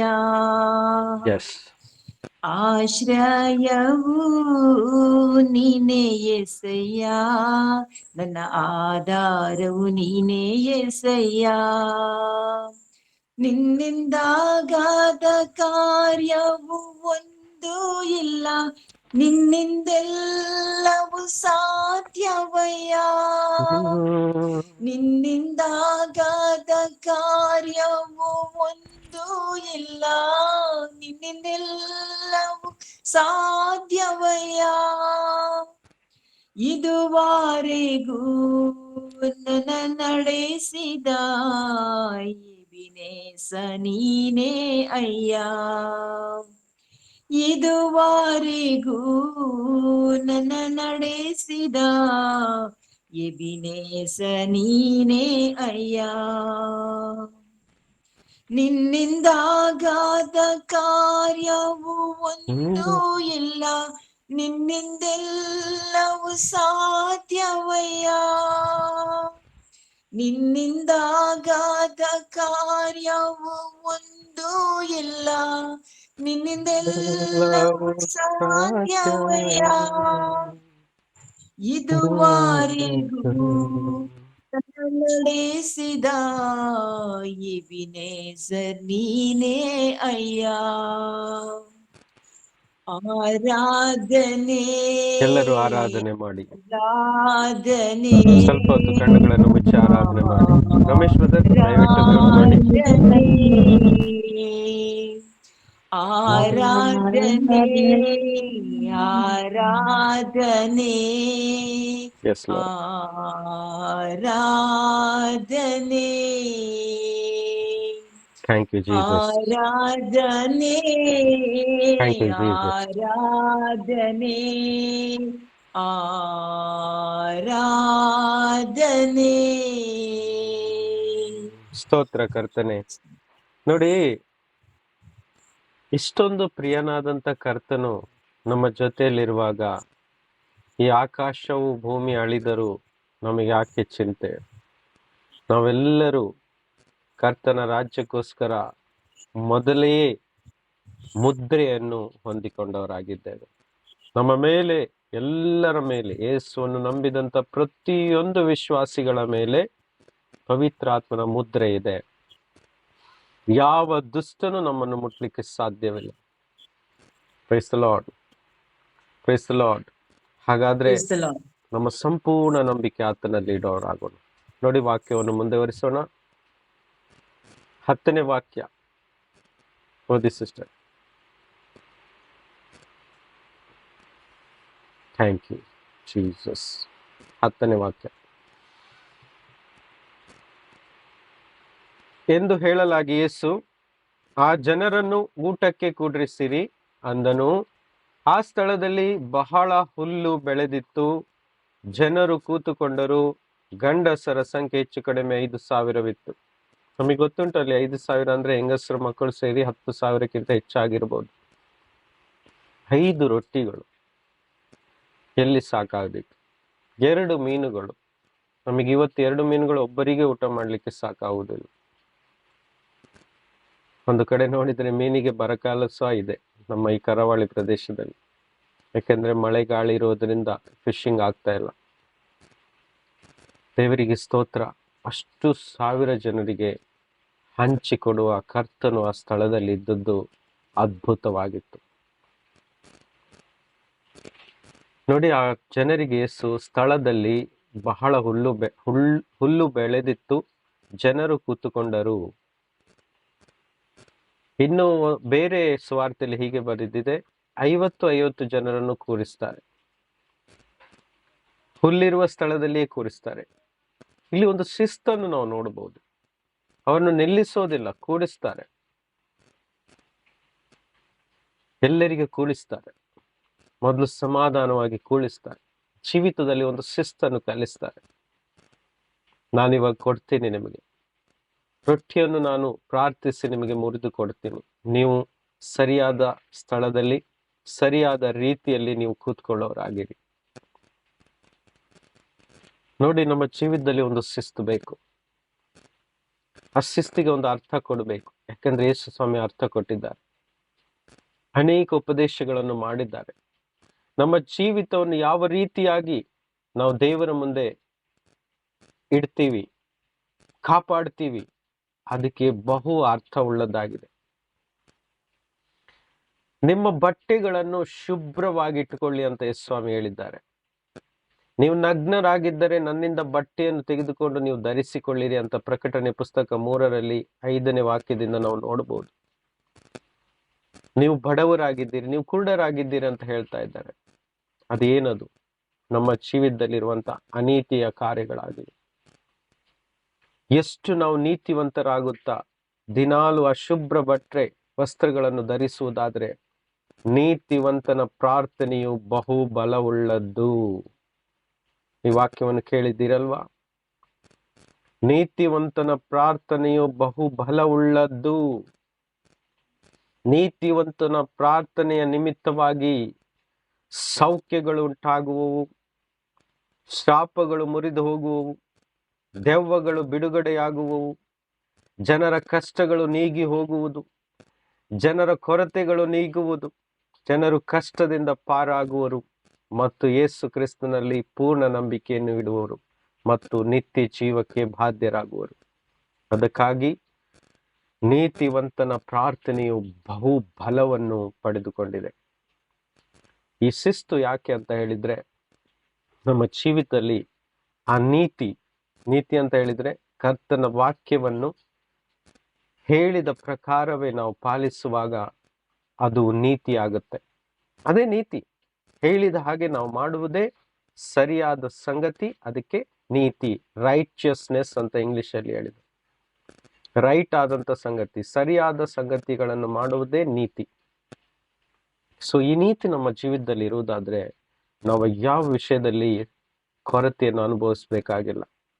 ಹುಡುಕಿರಿ ನೀವು ಮೊದಲು ದೇವರ ರಾಜ್ಯವನ್ನು ಮತ್ತು ಆತನ ನೀತಿಯನ್ನು. ದೇವರನ್ನು ನಾವು ಹುಡುಕಿದ್ದೇವೆ, ಯೇಸು ಕ್ರಿಸ್ತನೇ ನಮ್ಮ ಸರ್ವಸ್ವವು ಅಂತ ನಂಬಿದ್ದೇವೆ. ಆದರೆ ನೀತಿಯಲ್ಲಿ ಹೆಚ್ಚು ಕಡಿಮೆ ಆದರೆ ಅಲ್ಲಿ ಪ್ರಾಬ್ಲಮ್ ಆಗ್ಲಿಕ್ಕೆ ಸಾಧ್ಯತೆಗಳು. ನೀತಿಯು ನಮ್ಮ ಜೀವಿತದಲ್ಲಿ ಸರಿಯಾಗಿದ್ದರೆ ನಾವು ಮಾಡುವ ಪ್ರಾರ್ಥನೆ ಬಹು ಬಲವುಳ್ಳದಾಗಿರುತ್ತದೆ. ಯೇಸುಸ್ವಾಮಿ ಅಲ್ಲಿ ಹೇಳಿದ್ದಾರೆ, ನಿಮಗೆ ಈ ಭೂಮಿಯಲ್ಲಿ ಏನೇನು ಬೇಕೋ ಅವೆಲ್ಲವೂ ನಿಮ್ಮ ಮಡಲಿಗೆ ಬರುವು, ಅದು ನಿಮ್ಮ ಹತ್ತಿರಕ್ಕೆ ಬರುವುದು ಅಂತ ಯೇಸುಸ್ವಾಮಿ ಹೇಳ್ತಾರೆ. ಹೇಳಿದ್ದಾರೆ ಇಲ್ವಾ? ಮತ್ತಾಯ 6:33 ಹುಡುಕಿರಿ ಮೊದಲು ನೀವು ದೇವರ ರಾಜ್ಯ ಮತ್ತು ನೀತಿ, ನಿಮಗೆ ಬೇಕಾದದ್ದೆಲ್ಲವೂ ನಿಮ್ಮ ಹತ್ತಿರಕ್ಕೆ ಬರುವುದು. ಆತನಿಗೆ ತಿಳಿದಿದೆ ನಮಗೆ ಏನೇನು ಬೇಕು ಅಂತ. ಕೆಲವೊಂದು ಅವಶ್ಯಕತೆಗಳನ್ನು ನಿಲ್ಲಿಸಿದ್ದಾದರೆ ಅದರ ಹಿಂದೆ ಏನು ಕಾರಣಗಳಿದ್ದಾವೆ ಅಂತ ನಾವು ಪ್ರಾರ್ಥನೆ ಮಾಡಬೇಕು. ಕರ್ತನೆ, ನಾನು ಇಷ್ಟು ದೀರ್ಘ ಸಮಯದಿಂದ ಪ್ರಾರ್ಥನೆ ಮಾಡ್ತಾ ಇದ್ದೇನೆ, ನನಗೆ ತಿಳಿಯಪಡಿಸು ಕರ್ತನೆ. ಯಾತಕ್ಕಾಗಿ? ನಾನು ಎಲ್ಲಿಯಾದರೂ ತಪ್ಪಿದ್ದರೆ ನಾನು ಸರಿಪಡಿಸಿಕೊಳ್ಳುವೆನು. ನನ್ನ ಕಣ್ಣುಗಳನ್ನು ತೆರೆ ಕರ್ತನೆ ಅಂತ ನಾವು ತಗ್ಗಿಸಿಕೊಂಡು ಕರ್ತನ ಮುಂದೆ ಪ್ರಾರ್ಥಿಸುವಾಗ ತಕ್ಕ ಸಮಯದಲ್ಲಿ ಆತನು ನಮ್ಮನ್ನು ಮೇಲಕ್ಕೆ ತರುವನು. ನೋಡಿ, ಇಲ್ಲಿ 11ನೇ ವಾಕ್ಯ, ಆ ರೊಟ್ಟಿಗಳನ್ನು ತೆಗೆದುಕೊಂಡು ದೇವರ ಸ್ತೋತ್ರ ಮಾಡಿ ಕೂತುಕೊಂಡವರಿಗೆ ಹಂಚಿಕೊಟ್ಟನು. ಯೇಸು ಹೇಳಿದ್ರು ಎಲ್ಲರನ್ನು ಕೂಡಿಸ್ಬೇಕು ಅಂತ. ಅಲ್ಲಿ ಎಲ್ಲರೂ ಕೂತ್ಕೊಂಡವರಿಗೆ ಹಂಚಿಕೊಟ್ರು. ಒಬ್ರು ಸಹ ನಿಲ್ಲಿಲ್ಲ. ನಮಗೆ ಅನ್ಸುತ್ತೆ ಅಲ್ಲಿ ಒಬ್ಬರಾದ್ರೂ ನಿಂತಿರ್ಬೋದು ಅಂತ. ಆಜ್ಞೆ ಯಾರದ್ದಾಗಿತ್ತು? ರಾಜಾದಿರಾಜನದು. ನಮ್ಮ ಜೀವಿತದಲ್ಲಿಯೂ ಸಹ ಆತನು ಏನಾದ್ರೂ ಆಜ್ಞೆ ನಮಗೆ ಕೊಟ್ಟಿದ್ದಾದ್ರೆ, ಆತನು ಹೇಳಿದಾಗೆ ನಾವು ಮಾಡೋದಾದ್ರೆ, ನಾವು ಹೇಳಿದ ಹಾಗೆ ರಾಜನು ಸಹ ನಮಗೆ ಮಾಡುವನಾಗಿದ್ದಾನೆ. ಪುನಃ ಹೇಳ್ತೀನಿ, ರಾಜನು ಹೇಳಿದ ಹಾಗೆ ನಾವು ಮಾಡೋದಾದ್ರೆ, ನಾವು ಹೇಳಿದ ಹಾಗೆ ರಾಜನು ಸಹ ಮಾಡುವನಾಗಿದ್ದಾನೆ. ನೀವು ನನ್ನಲ್ಲಿಯೂ ನನ್ನ ವಾಕ್ಯವು ನಿಮ್ಮಲ್ಲಿಯೂ ನೆಲೆ ನಿಂತಿರುವುದಾದ್ರೆ, ನೀವು ಏನು ಬೇಕಾದ್ರೂ ಕೇಳಿಕೊಳ್ಳಿರಿ, ನಾನು ನನ್ನ ಪರಲೋಕದಲ್ಲಿರುವ ತಂದೆಯು ನಿಮಗೋಸ್ಕರ ಮಾಡುವನು. ನೀವೇನು ಬೇಕಾದ್ರೂ ಕೇಳ್ರಿ, ಅದು ನಿಮಗೆ ಕೊಡಲ್ಪಡುವುದು. ಹೀಗೆ ಆಗುವುದರಿಂದ ನನ್ನ ತಂದೆಗೆ ಸಂತೋಷ ಉಂಟಾಗುವುದು. ನೀವು ಬಹಳ ಫಲವನ್ನು ತರುವುದರಿಂದಲೇ ನನ್ನ ತಂದೆಗೆ ಸಂತೋಷ ಉಂಟಾಗುವುದು. ನೋಡಿ, ನಮ್ಮ ಜೀವಿತದಲ್ಲಿ ಬಹಳ ಫಲಗಳು ಬರ್ಬೇಕಂತ ಆತನ ಆಸೆ. ಆದ್ರೆ ವಿಷಯ ಸಮಸ್ಯೆ ಇಲ್ಲಿ ಅಂತ ಹೇಳಿದ್ರೆ, ಆತನು ಶಿಸ್ತಾಗಿ ಪಂಕ್ತಿಯಲ್ಲಿ ಕೊಳ್ಳಿರಿ ಅಂತ ಹೇಳಿದ ಮೇಲೆ ನಾವು ಪಂಕ್ತಿಯಲ್ಲಿ ಕೂತ್ಕೊಳ್ಬೇಕು. ಆ ಪಂಕ್ತಿ ಅಂತ ಹೇಳಿದ್ರೆ, ಆ ಶಿಸ್ತು ಅಂತ ಹೇಳಿದ್ರೆ ಆತನ ವಾಕ್ಯವೆಂಬ ಆಜ್ಞೆಗಳು. ಆತನು ಹೀಗೆ ಮಾಡಿ ಅಂತ ಹೇಳಿದ್ರೆ ಹಾಗೆಯೇ ಮಾಡಬೇಕು. ಯಾವುದು ಮಾಡಬೇಡ ಅಂತ ಹೇಳಿದ್ರೆ ಹಾಗೆ ಮಾಡ್ಲಿಕ್ಕಿಲ್ಲ. ನಾವು ಅದನ್ನು ತಪ್ಪಿದಾಗ ನಾವು ನೀತಿಯಿಂದ ಬಿದ್ದು ಹೋಗ್ತೀವಿ. ಅನೀತಿ ನಮ್ಮ ಜೀವಿತದಲ್ಲಿ ಬರುತ್ತದೆ. ಇದು ಆತನ ಶಿಸ್ತಾಗಿದೆ. ಆ ಶಿಸ್ತಿನಲ್ಲಿರುವಾಗ ಆತನಿಗೆ ಬೇಕಾದಂತ ಪ್ರತಿಯೊಂದನ್ನು ಆತನು ಹಂಚಿಕೊಡುವನಾಗಿದ್ದಾನೆ. ಕೂತುಕೊಂಡವರಿಗೆ ಆತನು ಹಂಚಿಕೊಟ್ಟನು. ಅದರಂತೆ ಮೀನುಗಳಲ್ಲಿಯೂ ಅವರಿಗೆ ಬೇಕಾದಷ್ಟು ಹಂಚಿಕೊಟ್ಟನು. ಯಾವ ಕೊರತೆ ಇಲ್ಲ, ಬೇಕಾದಷ್ಟನ್ನು ಹಂಚಿಕೊಟ್ಟನು. ವಂಡರ್ಫುಲ್. ಆಮೆನ್. 12ನೇ ವಾಕ್ಯ, ಅವರಿಗೆ ತೃಪ್ತಿಯಾದ ಮೇಲೆ. ನೋಡಿ, ಎಲ್ಲರೂ ಹೊಟ್ಟೆ ತುಂಬಾ ಊಟ ಮಾಡಿದ್ರು, ಕೊರತೆ ಸ್ವಲ್ಪ ಕೂಡ ಆಗಿಲ್ಲ. ನಮ್ಮ ದೇವರು ನಮ್ಮನ್ನು ತೃಪ್ತಿಪಡಿಸುವ ದೇವರು. ನಮ್ಮನ್ನು ತೃಪ್ತಿಪಡಿಸುವಾಗ ಅದರಲ್ಲಿ ಕೊರತೆ ಅನ್ನೋದು ಇಡುವುದೇ ಇಲ್ಲ. ಅದು ದೇವರಿಂದ ಬರುವ ಆಶೀರ್ವಾದ. ಅರ್ಧಮರ್ಧ ಆಶೀರ್ವಾದ ಅದು ದೇವರಿಂದ ಅಲ್ಲ. ಯಾಕಂದ್ರೆ ಹಳೆ ಒಡಂಬಡಿಕೆಯಲ್ಲಿ ಒಂದು ವಾಕ್ಯವಿದೆ, ಜ್ಞಾನೋಕ್ತಿಯಲ್ಲಿ, ದೇವರು ತಾನು ಆಶೀರ್ವದಿಸುವಾಗ ಅದರ ಜೊತೆ ದುಃಖವನ್ನು ಸೇರಿಸುವುದಿಲ್ಲ ಅಂತ ಹೇಳಿದ್ದಾರೆ. ಅರ್ಥ ಆಗ್ತಿದೆಯಾ? ದೇವರ ಆಶೀರ್ವಾದಗಳು ಬರುವಾಗ ಹೃದಯ ತುಂಬಿ ಇರ್ತದೆ, ಸಂತೋಷ ಉಲ್ಲಾಸ ಉಂಟಾಗ್ತದೆ.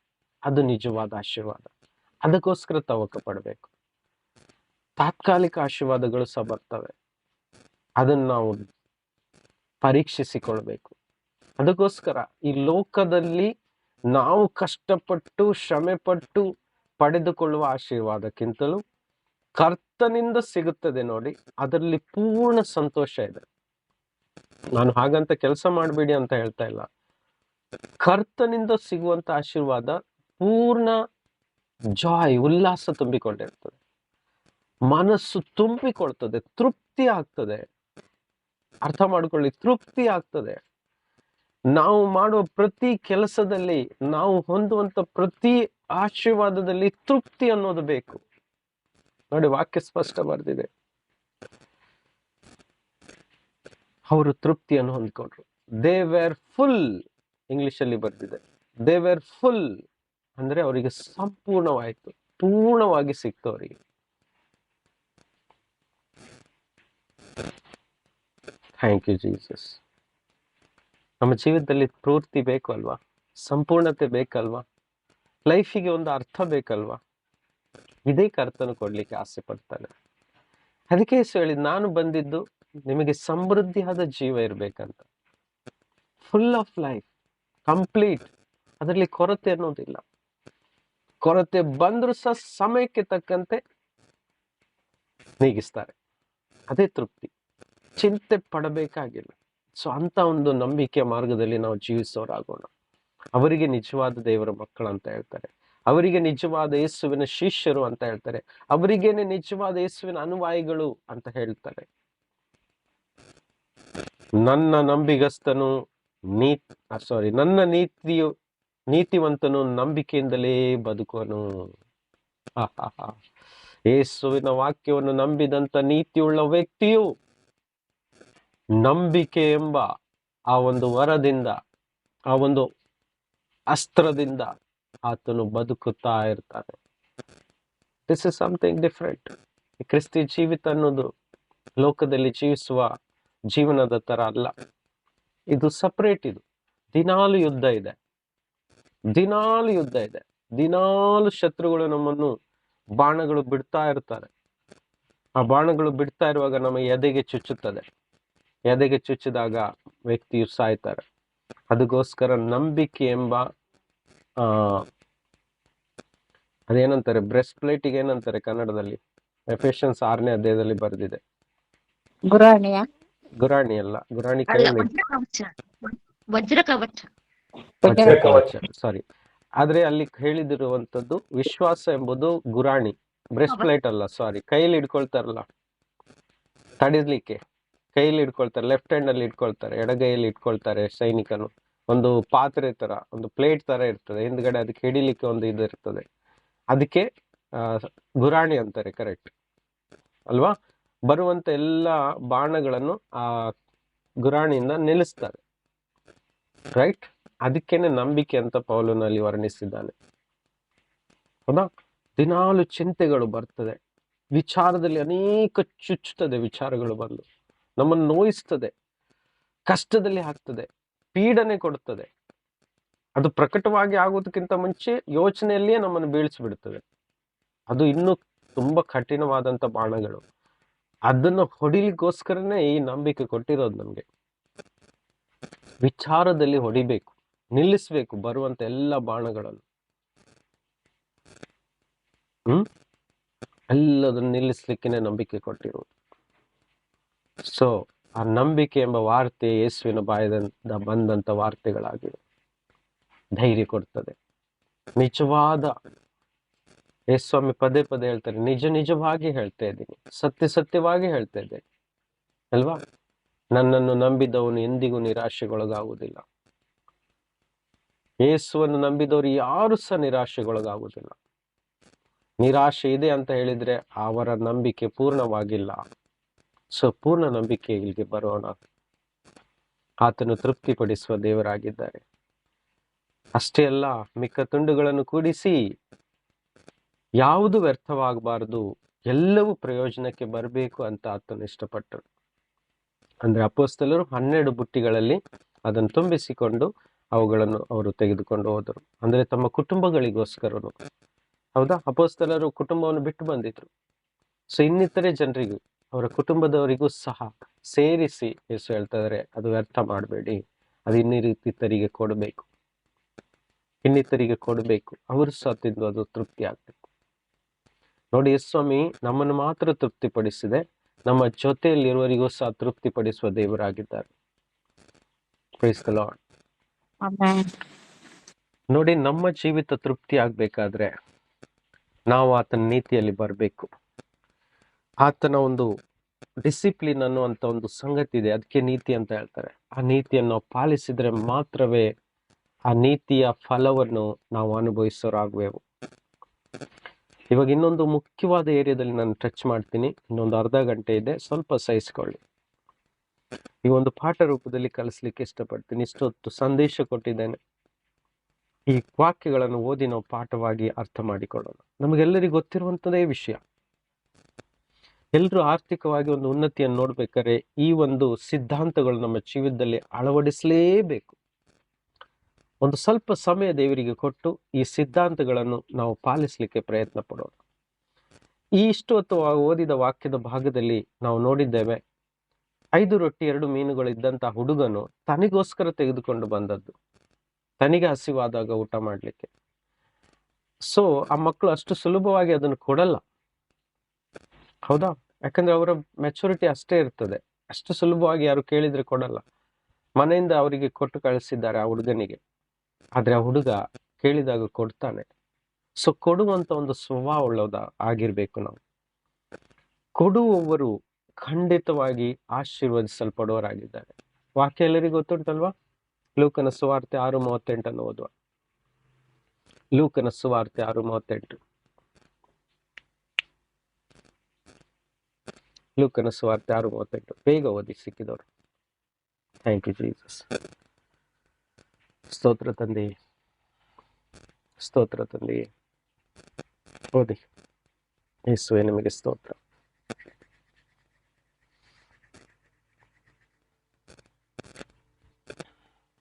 ಓದಿ. ಲೂಕನ ಸುವಾರ್ತೆ 6:38.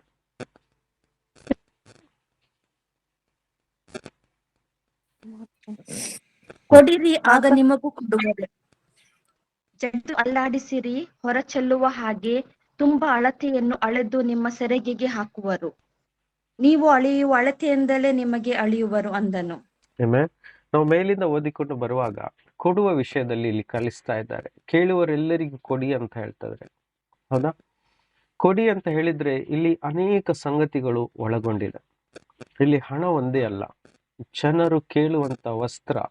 ಮೇಲೆ ನೋಡಿ 31ರಲ್ಲಿ ನೋಡ್ಲಿಕ್ಕೆ ಸಿಗ್ತದೆ ನಮ್ಗೆ. ಕೇಳುವರೆಲ್ಲರಿಗೂ ಕೊಡಿ. 30ರಲ್ಲಿ ನಿನ್ನನ್ನು ಬೇಡುವರೆಲ್ಲರಿಗೂ ಕೊಡು, ನಿನ್ನ ಸೊತ್ತು ಕಸ್ಕೊಳ್ಳುವವನಿಗೆ ಹಿಂದಕ್ಕೆ ಕೊಡೆಂದು ಕೇಳಬೇಡ. ಜನರು ನಿಮಗೆ ಏನೇನು ಮಾಡಬೇಕೆಂದು ಅಪೇಕ್ಷಿಸ್ತಿರೋ ಅಂಥವನ್ನೇ ನೀವು ಅವರಿಗೆ ಮಾಡಿರಿ. ನಿಮಗೆ ಪ್ರೀತಿ ತೋರಿಸುವವರನ್ನೇ ನೀವು ಪ್ರೀತಿಸಿದರೆ ನಿಮಗೆ ಏನು ಹೊಗಳಿಕೆ ಬಂದಿತು? ಪಾಪಿಷ್ಠರು ಸಹ ತಮಗೆ ಪ್ರೀತಿ ತೋರಿಸುವವರನ್ನು ಪ್ರೀತಿಸುತ್ತಾರಲ್ಲ. ನಿಮಗೆ ಮೇಲನ್ನು ಮಾಡುವವರಿಗೆ ನೀವು ಮೇಲನ್ನು ಮಾಡಿದರೆ ನಿಮಗೆ ಏನು ಹೊಗಳಿಕೆ ಬಂದಿತ್ತು? ಪಾಪಿಷ್ಠರು ಸಹ ಅದನ್ನು ಮಾಡುತ್ತಾರಲ್ಲ, ಹೌದಾ? ಅವರು ನಮಗೆ ಸಾಲ ಕೊಟ್ಟರೆ ಎಂದು ನಿಮಗೆ ಯಾರಿಗಾದರೂ ಸಾಲ ಕೊಟ್ಟರೆ ನಿಮಗೆ ಏನು ಹೊಗಳಿಕೆ ಬಂದಿತ್ತು? ಇದೆಲ್ಲ ಹೇಳಿ ಕೆಳಗೆ 38ರಲ್ಲಿ ಹೇಳ್ತಾರೆ, ಕೊಡಿರಿ, ಪ್ರೀತಿ ಕೊಡಿ, ಪ್ರೀತಿ ಕೊಡಿ, ನಮಗೆ ತಿರ್ಗಾ ಕೊಡ್ತಾರೆ, ತಿರ್ಗಾ ಸಿಗ್ತದೆ ಎಲ್ಲ ಕಡೆ. ನಾವು ಪ್ರೀತಿ ಕೊಡುವವರಾಗಬೇಕು, ದಾನ ಕೊಡುವವರಾಗಬೇಕು, ವಸ್ತುಗಳನ್ನು ಕೊಡುವವರಾಗಬೇಕು, ಸಹಾಯವನ್ನು ಕೊಡುವವರಾಗಬೇಕು, ಹೃದಯವನ್ನು ಕೊಡುವವರಾಗಬೇಕು, ಕರುಣೆಯನ್ನು ಕೊಡುವವರಾಗಬೇಕು, ದಯೆಯನ್ನು ಕೊಡುವವರಾಗಬೇಕು. ಎಲ್ಲಕ್ಕಿಂತ ಹೆಚ್ಚಾಗಿ ನಮ್ಮ ಬದುಕನ್ನೇ ಕರ್ತನಿಗೋಸ್ಕರ ಮುಡುಪಾಗಿ ಕೊಡಬೇಕು. ನಾವು ಕರ್ತನೆ, ಈ ಬದುಕು ನಿಮ್ಮದು. ನಾವು ಅನೇಕ ಕ್ರೈಸ್ತರನ್ನ ನೋಡಿದ್ದೇನೆ, ತುಂಬಾ ಕ್ಯಾಶುವಲ್ ಆಗಿದ್ದಾರೆ. ಒಂದೇ ಜೀವಿತ, ಈ ಬದುಕು ಈ ಭೂಮಿಯಲ್ಲಿ ನಮಗೆ ಸಿಕ್ಕಿದೆ, ಇದನ್ನು ಆತನಿಗೆ ಒಪ್ಪಿಸಿಕೊಡ್ಲೇಬೇಕು. ನಮಗೋಸ್ಕರ ಅಂತ ಭಾಗ್ಯ ಪರಲೋಕದಲ್ಲಿ ಇಟ್ಟಿರುವಾಗ ನಾವು ಈ ಬದುಕನ್ನು ಒಪ್ಪಿಸಿಕೊಡದೇ ಇದ್ರೆ ಹೇಗಾಗುತ್ತೆ ಹೇಳಿ? We have to surrender. ಪೂರ್ಣವಾಗಿ ಒಪ್ಪಿಸಿಕೊಡ್ಬೇಕು. ನಾವು ಎಷ್ಟು ಒಪ್ಪಿಸಿಕೊಡ್ತೇವೋ ಅಷ್ಟು ನಮಗೆ 100ರಷ್ಟು ಹಿಂದಕ್ಕೆ ಸಿಗೋದು, ಅಂದ್ರೆ ಡಬಲ್ ಆಗಿ ಸಿಗ್ತದೆ. ನಾವು ಬೇರೆಯವರಿಗೆ ಸಂತೋಷ ಕೊಟ್ರೆ ನಮಗೂ ಸಂತೋಷ ಸಿಗ್ತದೆ. ಅರ್ಥ ಆಗ್ತಿದ್ಯಾ? ನಾವು ಬೇರೆಯವರಿಗೆ ಎಷ್ಟು ಸಹಾಯದಿಂದ ಅವರಿಗೆ ಸಂತೋಷ ಪಡಿಸ್ತೀವಿ, ಅಷ್ಟೇ ಸಂತೋಷ ನಮ್ಮ ಜೀವಿತದಲ್ಲೂ ಸುರಿತಾರೆ ದೇವರು. ಅದಕ್ಕೆ ಹೇಳ್ತಾರೆ, ನಿಮಗೂ ಕೊಡುವರು. ಇವತ್ತು ನಾವು ಒಬ್ಬರಿಗೆ ಸಹಾಯ ಮಾಡಿದ್ರೆ ನಾಳೆ ದೇವರು ಬೇರೆಯೊಬ್ಬರ ಮುಖಾಂತರ ನಮ್ಮ ಜೀವಿತದಲ್ಲಿಯೂ ಅದ್ಭುತವಾಗಿ ನಾನು ಮಾಡಿದ್ದಕ್ಕಿಂತ ಡಬಲ್ ಆಗಿ 100 ಆದ್ರೆ 200ರಷ್ಟು ಸಂತೋಷ, ಪ್ರೀತಿ, ದಾನ ಪ್ರತಿಯೊಂದನ್ನು ನಮಗೆ ತಿರುಗಿ ಕೊಡುವರು. Price the lord. ನಾನು ಸುಮ್ಮನೆ ಹೇಳ್ತಿಲ್ಲ ಪ್ರಿಯರೇ, ನನ್ನ ಜೀವಿತದಲ್ಲಿ ಯೇಸುವನ್ನು ನಂಬಿದ ಅಂದಿನಿಂದ ಅನೇಕ ಅದ್ಭುತಗಳನ್ನು ನೋಡಿದ್ದೇನೆ. ನಾನು ಇವತ್ತಿನವರೆಗೂ ಬದುಕ್ತಾ ಇರೋದು ಆತನ ಅದ್ಭುತದಲ್ಲಿ. ಎಷ್ಟು ಅದ್ಭುತವುಳ್ಳ ದೇವರಂತ ಹೇಳಿದ್ರೆ, ಒಂದು ಕೊಟ್ಟರೆ 2 ಅಲ್ಲ 3 ಅಲ್ಲ 10 ಪಟ್ಟು ಎಲ್ಲ ಕೊಡುವ ದೇವರಾಗಿದ್ದಾರೆ. ನಾನು ಅದನ್ನು ಅನುಭವಿಸಿದ್ದೇನೆ. ಸೊ ಎಲ್ಲ ಕ್ಷೇತ್ರದಲ್ಲಿಯೂ, ಹಣಕಾಸು ಒಂದೇ ಅಲ್ಲ, ಎಲ್ಲಾ ಕ್ಷೇತ್ರದಲ್ಲಿಯೂ ನಾವು ಕೊಡುವರಾಗಬೇಕು, ಕ್ಷಮೆ ಕೊಡುವರಾಗಬೇಕು. ನಾವು ಎಷ್ಟು ಕ್ಷಮೆ ಕೊಡ್ತೀವಿ ಅಷ್ಟು ನಮ್ಮ ತಪ್ಪುಗಳಾದಾಗ ಪರರು ನಮ್ಮನ್ನು ಕ್ಷಮಿಸ್ತಾರೆ. ಅದಕ್ಕಿಂತ ಹೆಚ್ಚಾಗಿ ನಮ್ಮ ತಂದೆ ನಮಗೆ ಕ್ಷಮೆಯನ್ನು ಕೊಡ್ತಾರೆ. ಪ್ರತ್ಯೇಕವಾಗಿ ಹಣಕಾಸಿನ ವಿಷಯ ಬಂದಾಗ ನಾವು ಎಷ್ಟು ಕೊಡ್ತೀವಿ, ಯಾರಿಗೆ ಕೊಡ್ಬೇಕಂತ ನಾನು ಕಲಿಸಿದ್ದೇನಲ್ವಾ? ಇದ್ರ ಬಗ್ಗೆ ಒಳ್ಳೆ ಪಾಠಗಳು 5-6 ತಿಂಗಳ ಹಿಂದೆ ನಾನು ಮಾಡಿದ್ದೇನೆ. ಆದ್ರೂ ಸಹ ಸ್ವಲ್ಪ ಮಟ್ಟಿಗೆ ಆದ್ರೂ ಹೇಳಲಿಕ್ಕೆ ಇಷ್ಟಪಡ್ತೀನಿ. ಸ್ವಾಮಿ ಹೇಳಿದ್ದಾರೆ, ನಾನು ಬಾಯಾರಿದ್ದೇನು, ನಾನು ಹಸಿದಿದ್ದೇನು, ನಾನು ಬಟ್ಟೆ ಇಲ್ಲದವನಾಗಿದ್ದೇನು, ನಾನು ಜೈಲಲ್ಲಿದ್ದೇನು, ನಾನು ಮನೆ ಇಲ್ಲದವನಾಗಿದ್ದೇನು. ಹೌದಾ? ಸೊ ಇಂಥ ಅವಸ್ಥೆಯಲ್ಲಿ ನೀವು ನನಗೆ ಭೇಟಿಯಾಗಿದ್ರಿ. ಸೆರೆಮನೆಯಲ್ಲಿದ್ದೇನು, ರೋಗಿಯಾಗಿದ್ದೇನು, ನನ್ನನ್ನು ನೀವು ಭೇಟಿಯಾಗಿದ್ರಿ. ಮನೆ ಇಲ್ಲದವನಾಗಿದ್ದೇನು, ನೀವು ಭೇಟಿಯಾಗಿದ್ರಿ. ಊಟಕ್ಕೆ ಕೊಟ್ರಿ, ಬಟ್ಟೆಗೆ ಕೊಟ್ರಿ. ಸೊ ಇದೆಲ್ಲ ಮಾಡುವಾಗ ದೇವರು ಅದಕ್ಕೆ ತಕ್ಕ ಪ್ರತಿಫಲ ತಿರುಗಿ ಕೊಟ್ಟೇ ಕೊಡ್ತಾನೆ. ಆತನು ಅನ್ಯಾಯ ಮಾಡುವ ದೇವರಲ್ಲವೇ ಅಲ್ಲ. ಮತ್ತೆ 6 2 ಮತ್ತು 4 2, 3, 4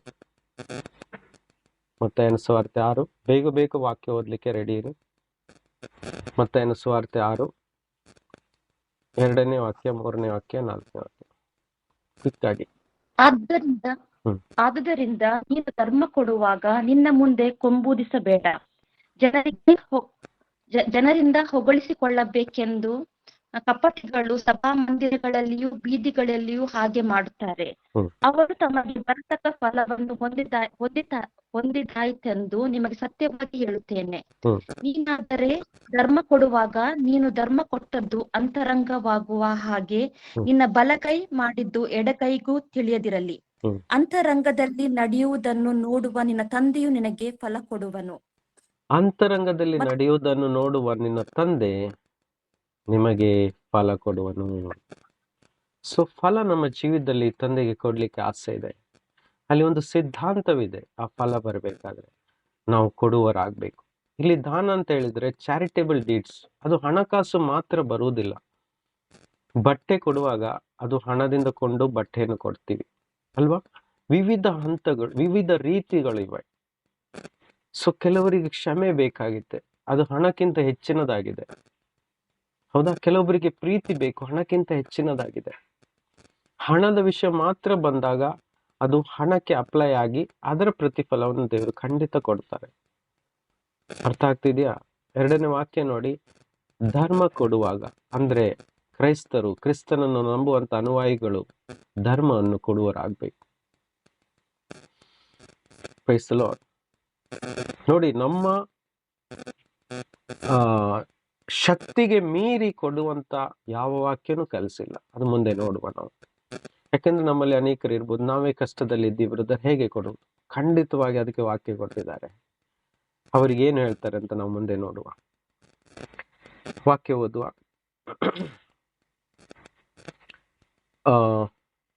ಲೂಕನ ಸುವಾರ್ತೆ 19 8ರಿಂದ 9. ಲೂಕನ ಸುವಾರ್ತೆ 19 8ರಿಂದ 9.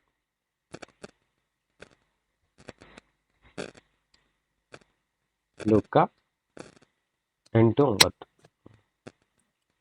ಆದರೆ ಜಕ್ಕಾಯನು ನಿಂತುಕೊಂಡು ಸ್ವಾಮಿ ನೋಡು, ನನ್ನ ಆಸ್ತಿಯಲ್ಲಿ ಅರ್ಧವನ್ನು ಬಡವರಿಗೆ ಕೊಡುತ್ತೇನೆ, ಮತ್ತು ನಾನು ಅನ್ಯಾಯವಾಗಿ ಯಾರಿಂದ ಏನಾದರೂ ಎಳಕೊಂಡದ್ದೇ ಆದರೆ 4ರಷ್ಟು ಹಿಂದಕ್ಕೆ ಕೊಡುತ್ತೇನೆ ಎಂದು ಹೇಳಿದನು.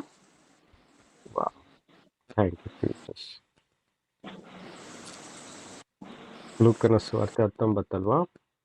ಹೌದು, 19ರಲ್ಲಿ 8. ಓಕೆ, ಸ್ತೋತ್ರ. ಚೇಂಜ್ ಆಗ್ತಾ ಇಲ್ಲ.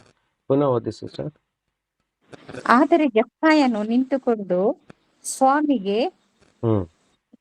ನೋಡು, ನನ್ನ ಆಸ್ತಿಯಲ್ಲಿ ಅರ್ಧವನ್ನು ಬಡವರಿಗೆ ಕೊಡುತ್ತೇನೆ, ಮತ್ತು ನಾನು ಅನ್ಯಾಯವಾಗಿ ಯಾರಿಂದ ಏನಾದರೂ ಎಳುಕೊಂಡದೇ ಆದರೆ 4ರಷ್ಟು ಹಿಂದೆ ಕೊಡುತ್ತೇನೆ ಎಂದು ಹೇಳಿದನು. ಕೊಡುತ್ತೇನೆ ಎಂದು ಹೇಳಿದನು. ಕೊಡುವಂತ ಮನಸ್ಸು ಆತನಿಗೆ ಉಂಟಾಯಿತು. ಆತನು ಎಲ್ಲ ವಿಷಯದಲ್ಲಿ ಸರಿಯಾಗಿದ್ದನು, ಆದ್ರೆ ಒಂದು ವಿಷಯದಲ್ಲಿ ಆತನು ತಪ್ಪಿ ಹೋಗಿದ್ದು ಆತನಿಗೆ ಸ್ವತಃ ಅರಿಯ ಆಯಿತು. ಕೊಡುವ ವಿಷಯದಲ್ಲಿ ಆತನು ತಪ್ಪಿ ಹೋಗಿದ್ದನು. ಆ ಕೊಡುತ್ತೇನೆ ಎಂದು ಹೇಳಿದ ಕೂಡಲೇ ಯೇಸು ಆತನಿಗೆ, ಈ ಹೊತ್ತು ಈ ಮನೆಗೆ ರಕ್ಷಣೆ ಆಯಿತು, ಇವನು ಸಹ ಅಬ್ರಾಮನ ವಂಶದವನಲ್ಲವೇ? ನೋಡಿ, ನಾವು ಕೊಡುವಾಗ ತಿರುಗಿ ಬರುವಂತ ಆಶೀರ್ವಾದಗಳು ನಮ್ಮ ಜೀವಿತಕ್ಕೆ ಏನು ಬೇಕಾಗಿದೆಯೋ ಅದು ಸಿಗ್ತದೆ. ಈ ವ್ಯಕ್ತಿಗೆ ತಿರುಗಿ ಹಣ ಬೇಕಾಗಿರ್ಲಿಲ್ಲ. ಬೇಕಾಗಿತ್ತ? ಜಕ್ಕಾಯನಿಗೆ ಹಣದ ಆಶೀರ್ವಾದ ಅವಶ್ಯಕತೆ ಇರಲಿಲ್ಲ. ಆತನ ಹತ್ರ ಬೇಕಾದಷ್ಟು ಹಣ ಇತ್ತು. ಆದ್ರೆ ಏನ್ ಮಾಡ್ತಾನೆ? ಆತನು ಕೊಡ್ತಾನೆ. ಎಷ್ಟು? 4ರಷ್ಟು ಕೊಡ್ತಾನೆ. 4ರಷ್ಟು ಕೊಡುವಾಗ ಆತನಿಗೆ ಬೇಕಾದದ್ದು ರಕ್ಷಣೆ, ದೊಡ್ಡ ಬೆಲೆ ಉಳ್ಳದಾಗಿತ್ತು. ಆ ಬೆಲೆಯುಳ್ಳ ರಕ್ಷಣೆಯು ಆತನ ಮನೆಗೆ ಬಂತು. ಅರ್ಥ ಆಗ್ತಾ ಇದೆಯಾ? ಸೊ ಇದು ಹಣಕಾಸು ಮಾತ್ರವಲ್ಲ, ನಮ್ಮ ಬದುಕಿನಲ್ಲಿ ನಾವು ಒಳ್ಳೆ ಸಂಗತಿಗಳನ್ನು ಕೊಡುವರಾಗಬೇಕು.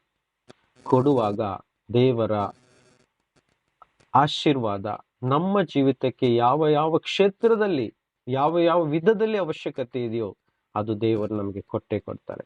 ಆಕ್ಚುಲಿ ಆತನು ಹಣವನ್ನು ಒಪ್ಪಿಸಿಕೊಡುವುದಕ್ಕಿಂತ ಮುಂಚೆ ತನ್ನ ಹೃದಯವನ್ನು ಯೇಸುವಿಗೆ ಒಪ್ಪಿಸಿಕೊಡ್ತಾರೆ. ತಾನು ವಿಧೇಯನಾಗ್ತಾನೆ, ತಾನು ಯೇಸುವಿಗೆ ಒಪ್ಪಿಸಿಕೊಡ್ತಾರೆ ತನ್ನ ಬದುಕನ್ನೇ. ಆತನೇ ನನ್ನ ಸರ್ವಸ್ವವು ಒಂದು ನಂಬಿಕೊಂಡು ತನ್ನ ಬದುಕನ್ನು ಮೊದಲು ಒಪ್ಪಿಸಿಕೊಡ್ತಾನೆ. ಆಮೇಲೆ ಆತನ ಮನಸ್ಸಿನಿಂದ 4ರಷ್ಟು ಅನ್ಯಾಯವಾಗಿ ಪಡೆದವರಿಗೆ ಹಿಂದಕ್ಕೆ ಕೊಡ್ತಾನೆ. ಅರ್ಥ ಆಗ್ತಾ ಇದೆಯಾ? ಸೊ ಇದೇ ಕೊಡುವ ಒಂದು ಸಂಗತಿಯಾಗಿದೆ. ಇವತ್ತು ನಾವು ಕೊಡ್ಲಿಕ್ಕೆ ಕಲಿಬೇಕು. ಪ್ರತಿಯೊಂದು ಪ್ರೀತಿ ಕೊಡಬೇಕು. Praise the Lord. ಹಾಗೆ ಇನ್ನೊಂದು ವಾಕ್ಯ ಓದುವ. ಮತ್ತಾಯನ ಸುವಾರ್ತೆ 19 ವಾಕ್ಯ 21, 22. ಮತ್ತಾಯ 19 ವಾಕ್ಯ 21. ನೀನು ಸಂಪೂರ್ಣನಾಗಬೇಕೆಂದಿದ್ದರೆ ಹೋಗಿ ನಿನ್ನ ಆಸ್ತಿಯನ್ನು ಮಾರಿ ಬಡವರಿಗೆ ಕೊಡು, ಪರಲೋಕದಲ್ಲಿ ನಿನಗೆ ಸಂಪತ್ತಿರುವುದು, ನೀನು ಬಂದು ನನ್ನನ್ನು ಹಿಂಬಾಲಿಸು ಎಂದು ಹೇಳಿದನು. ನೋಡಿ, ಈತನ ಹತ್ರ ತುಂಬಾ ಆಸ್ತಿ ಇತ್ತು. ಈತನು ಬಡವನಲ್ಲ, ಈತನು ಶ್ರೀಮಂತನಾಗಿದ್ದನು. ಆ ಶ್ರೀಮಂತನ ಹತ್ರ ಹೇಳ್ತಾರೆ, ನೀನು ಮಾರಿ ಬಡವರಿಗೆ ಕೊಡು. ಅದಕ್ಕೆ ತಿರುಗಿ ಆತನಿಗೆ ಏನ್ ಸಿಗ್ತಾ ಇದೆ? ಪರಲೋಕದಲ್ಲಿ ಸಂಪತ್ತು ಸಿಗ್ತಾ ಇದೆ. ಮೀಟ್ ಮಾಡಿ ಸಿಸ್ಟರ್, ಪರಲೋಕದಲ್ಲಿ ಸಂಪತ್ತು ಸಿಗ್ತಾ ಇದೆ. ನೋಡಿದ್ರ, ಇಲ್ಲಿ ತಿರುಗಿ ಹಣದ ಆಶೀರ್ವಾದ ಅಲ್ಲ, ತಿರುಗಿ ಆತನಿಗೆ ನಿತ್ಯ ಜೀವ ಸಿಗ್ತಾ ಇದೆ. ಪರಲೋಕದಲ್ಲಿ ಆತನಿಗೆ ತುಂಬಾ ಏನು ಉಡುಗೊರೆಗಳು, ಫಲಗಳು ಆತನಿಗೆ ಕೊಡ್ತಾ ಇದ್ದಾರೆ. ರಿವಾರ್ಡ್, ಟ್ರೆಷರ್, ಸಂಪತ್ತು ಅಲ್ಲಿ ಇಟ್ಟಿದ್ದೇನೆ ಅಂತ ಹೇಳ್ತಾರೆ. ಮತ್ತು ನೀನೆಲ್ಲ ಬಿಟ್ಟು ನನ್ನನ್ನು ಹಿಂಬಾಲಿಸು ಅಂತ ಹೇಳ್ತಾರೆ. ಅರ್ಥ ಆಗ್ತಿದ್ಯಾ?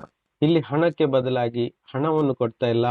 ಆತನಿಗೆ ಬೇಕಾಗಿದ್ದದ್ದು ಹಣ ಅಲ್ಲ, ಆ ವ್ಯಕ್ತಿಗೆ ಪರಲೋಕದ ಸಂಪತ್ತು ಬೇಕಾಗಿತ್ತು. ನೀನ್ ನನ್ನನ್ನು ಹಿಂಬಾಲಿಸು ಅಂತ ಹೇಳ್ತಾರೆ. ನೋಡಿ, ಇದು ಸ್ಪಷ್ಟವಾಗಿ ವಾಕ್ಯಗಳನ್ನು ಅರ್ಥ ಮಾಡಿಕೊಳ್ಬೇಕು. ಆಮೆನ್. ಸೊ ಇಲ್ಲಿ ಸಹ ಕೊಡ್ಲಿಕ್ಕೆ ಕಲಿಸ್ತಾ ಇದ್ದಾನೆ. ಇಲ್ಲಿ ಆತನು ಕಠಿಣವಾದಂತ ವ್ಯಕ್ತಿಯಾಗಿದ್ದನು. ಅದಕ್ಕೆ ಮುಂದಿನ ವಾಕ್ಯ ನೋಡುದು, ಯೌವನಸ್ಥನು ಬಹಳ ಆಸ್ತಿ ಉಳ್ಳವನಾಗಿದ್ದರಿಂದ ಈ ಮಾತನ್ನು ಕೇಳಿ ದುಃಖದಿಂದ ಹೊರಟು ಹೋದನು. ಆತನು ಒಬ್ಬೆ ಮಾಡ್ಲಿಲ್ಲ, ಪಾಲಿಸ್ಲಿಲ್ಲ ಯೇಸುವಿನ ಈ ಮಾತನ್ನು. ಅರ್ಥ ಆಗ್ತಾ ಇದೆಯಾ? ಸೊ ಈ ಯೌವನಸ್ಥನ ಹೃದಯ ಆ ಹಣಕ್ಕೆ ಆಸೆ ಪಟ್ಟು ಅದನ್ನು ಸ್ಟಿಂಜಿಯಾಗಿ, ಕಂಜೂಸಾಗಿ ಇಟ್ಕೊಂಡಿದ್ದ.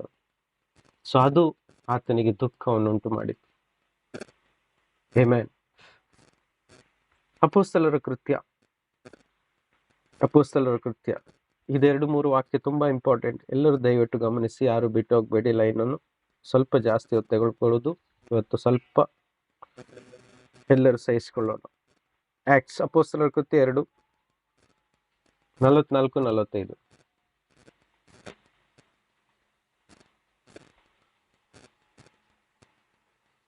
44 ಓದ್ತೀನಿ ನಾನು. ಓದಿ.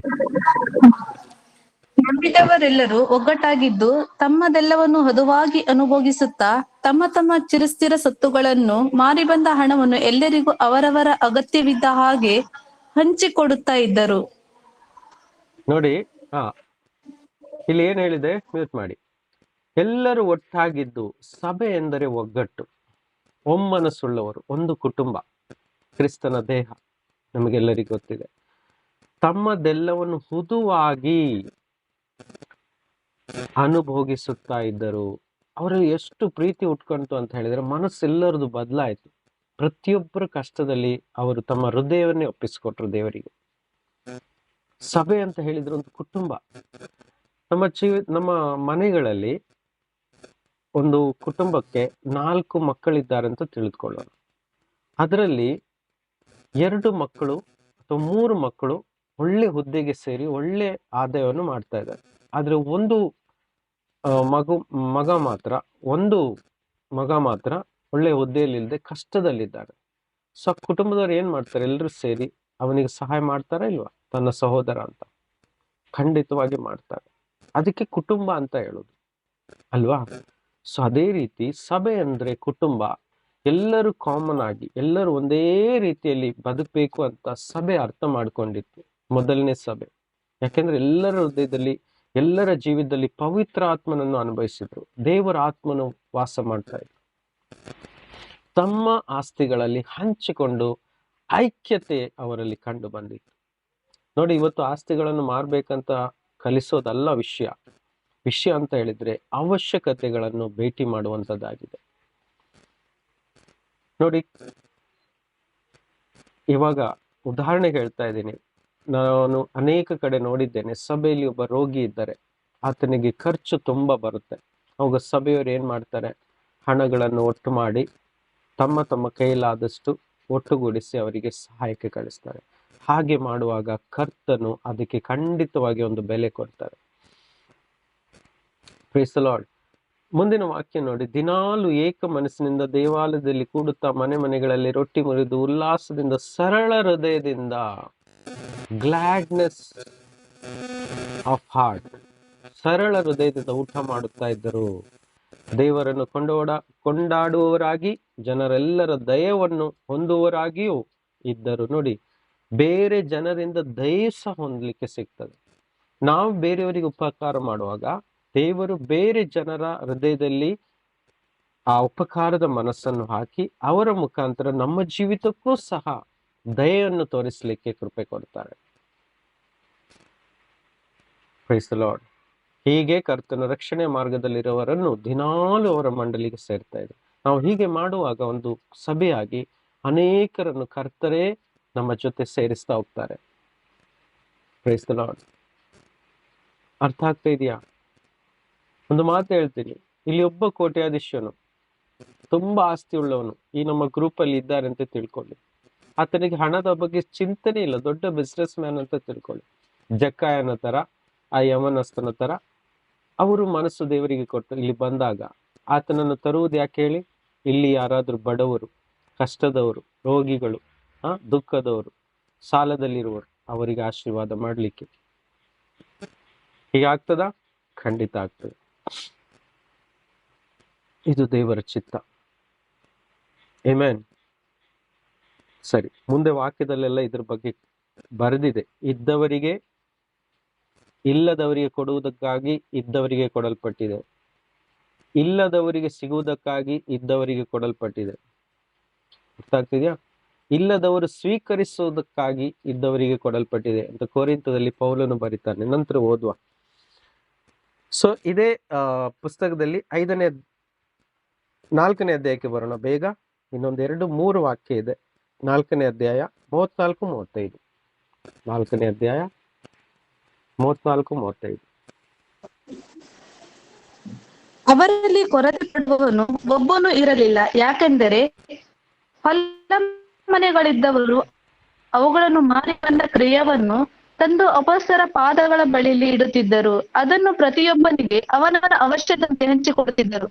ಆಮೇಲೆ ನೋಡಿ, ಅವರಲ್ಲಿ ಕೊರತೆ ಪಡುವವನು ಒಬ್ಬನು ಇರಲಿಲ್ಲ. ನಾವು ಕ್ರಿಸ್ತನನ್ನು ನಂಬಿ ಒಂದು ಸಭೆಯಾಗಿ ಸೇರಿದ್ದೇವೆ, ಆದರೆ ನಮ್ಮಲ್ಲಿ ಒಬ್ಬರು ಸಹ ಕೊರತೆ ಉಳ್ಳವರು ಆಗ್ಬಾರ್ದು.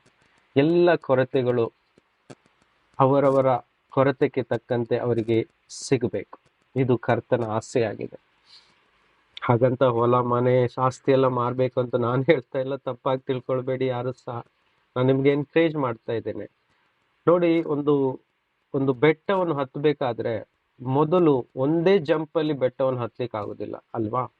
ಮೊದಲು ಒಂದೊಂದು ಕಲ್ಲುಗಳನ್ನು, ಒಂದೊಂದು ಮೆಟ್ಟಿಲುಗಳನ್ನು ಹತ್ತಿ ಹತ್ತಿ ಹತ್ತಿ ಹತ್ತಿ ಹತ್ತಿ ಹತ್ತಿ ಹಗುರವಾಗಿ ಅನೇಕ ನೂರಾರು ಮೆಟ್ಟಿಲುಗಳು ಹತ್ತಿದ ನಂತರ ಬೆಟ್ಟವನ್ನು ಸೇರ್ಕೊಳ್ತೀವಿ. ಅದೇ ರೀತಿ ಸ್ವಾಮಿ ನಮ್ಗೆ ಒಮ್ಮೆಲೆ ಇವತ್ತೇ ಪೂರ್ಣವಾಗಿ ಮಾಡಬೇಕು ಅಂತ ಹೇಳ್ತಾ ಇಲ್ಲ. ಹಂತ ಹಂತವಾಗಿ ನಮ್ಮ ಜೀವಿತದಲ್ಲಿ ಸ್ವಲ್ಪ ಮಟ್ಟಿಗೆ ಮಾಡುವಾಗ ಅದರ ಆಶೀರ್ವಾದ ನಾವು ಕಂಡುಕೊಳ್ಳುವಾಗ ಇನ್ನಷ್ಟು ಸ್ವಲ್ಪ ಮಟ್ಟಿಗೆ ನಾವು ಮಾಡ್ತಾ ಹೋಗ್ತೀವಿ. ಆವಾಗ ಇನ್ನಷ್ಟು ಅಭಿವೃದ್ಧಿ ಆಗ್ತಾ ಹೋಗ್ತೀವಿ. ಹೀಗೆ ಸ್ವಲ್ಪ ಸ್ವಲ್ಪ ಮಟ್ಟಿಗೆ ಅಭಿವೃದ್ಧಿಯನ್ನು ಹೊಂದುತ್ತಾ ನಾವು ದೊಡ್ಡ ಮಟ್ಟಿಗೆ ಅಭಿವೃದ್ಧಿಯನ್ನು ಹೊಂದಲಿಕ್ಕೆ ಸಾಧ್ಯ. ಸೊ ಮೊದಲು ನಮ್ಗೆ ದೇವರು ಕಲಿಸ್ತಾರೆ. 1-2 ಬಟ್ಟೆ ಇದ್ರೆ 1 ಬಟ್ಟೆ ಕೊಡ್ಲಿಕ್ಕೆ ನಮ್ಗೆ ಕಲಿಸ್ತಾರೆ. ಇದೇ ಸ್ನಾನಿಕನಾದ ಯೋಹಾನನು ಹೇಳಿದ್ನಲ್ಲ, 2 ವಸ್ತ್ರಗಳಿದ್ರೆ 1 ವಸ್ತ್ರವನ್ನು ಕೊಡಿರಿ. ಕಲಿಸಿದಾರಲ್ಲ, ನಿಮ್ಮ ರೊಟ್ಟಿಯಲ್ಲಿ ಅರ್ಧ ಮುರಿದು ಬೇರೆಯವರಿಗೆ ಕೊಡಿರಿ. ನಮ್ಮ ರೊಟ್ಟಿಯಲ್ಲಿ ಒಂದು ಚಿಕ್ಕ ಪಾಲು, ಆ ಚಿಕ್ಕ ಪಾಲು ಕೊಡುವಾಗ ನಮಗೆ ಹೃದಯದಲ್ಲಿ ಯಾವ ನೋವು ಉಂಟಾಗಬಾರ್ದು. ಆ ರೀತಿ ಕೊಡುವಾಗ ಆತನಿಗೂ ಸಹ ಕೊಡಲ್ಪಡುವುದು. ಆಮೆನ್. ಸೊ ಇನ್ನೊಂದು ವಿಷಯ ನೋಡಿ, ಎರಡು ರೀತಿಯಲ್ಲಿ ಕೊಡಬಹುದು ನಾವು. ಒಂದು ವೈಯಕ್ತಿಕವಾಗಿ ನಮ್ಮ ದೃಷ್ಟಿಯಲ್ಲಿ ಕಂಡು ಬಂದಂತ ಎಲ್ಲ ಕಷ್ಟದಲ್ಲಿರುವವರಿಗೆ ಸಹಾಯ ಮಾಡಬಹುದು ಒಂದು. ಇನ್ನೊಂದು, ಬಂದ ಕ್ರಯವನ್ನು ತಂದು ಅಪೊಸ್ತಲರ ಪಾದಗಳಲ್ಲಿ ಇಡುತ್ತಿದ್ದರು, ಅದನ್ನು ಪ್ರತಿಯೊಬ್ಬನಿಗೆ ಅವನವನ ಅವಶ್ಯಕತೆಯಂತೆ ಹಂಚಿಕೊಡುತ್ತಿದ್ದರು. ಸಭೆಯಲ್ಲಿ ಚಿಕ್ಕ ಪುಟ್ಟದಾಗಿ ಸೇರಿಸಿ ಯಾವ ಅವಶ್ಯಕತೆ ಬರುತ್ತೋ ಅವರಿಗೆ ಕೊಡುವಾಗ ಈ ವಾಕ್ಯಕ್ಕೆ ಅರ್ಥ ಸಿಗುತ್ತೆ. ಆಮೆನ್. ಸರಿ, ನೇರವಾಗಿ ಕೊರಿಂಥದವರಿಗೆ ಬರೆದ ಪತ್ರದಲ್ಲಿ ಬರುವ 2 ಕೊರಿಂಥ 8ನೇ ಅಧ್ಯಾಯಕ್ಕೆ ಇನ್ನೆರಡು ವಾಕ್ಯದ ಭಾಗಗಳಿದ್ದಾವೆ. ಓಕೆ, 8ನೇ ಅಧ್ಯಾಯಕ್ಕೆ ಬರೋಣ. ಸ್ತೋತ್ರ ತಂದೆ.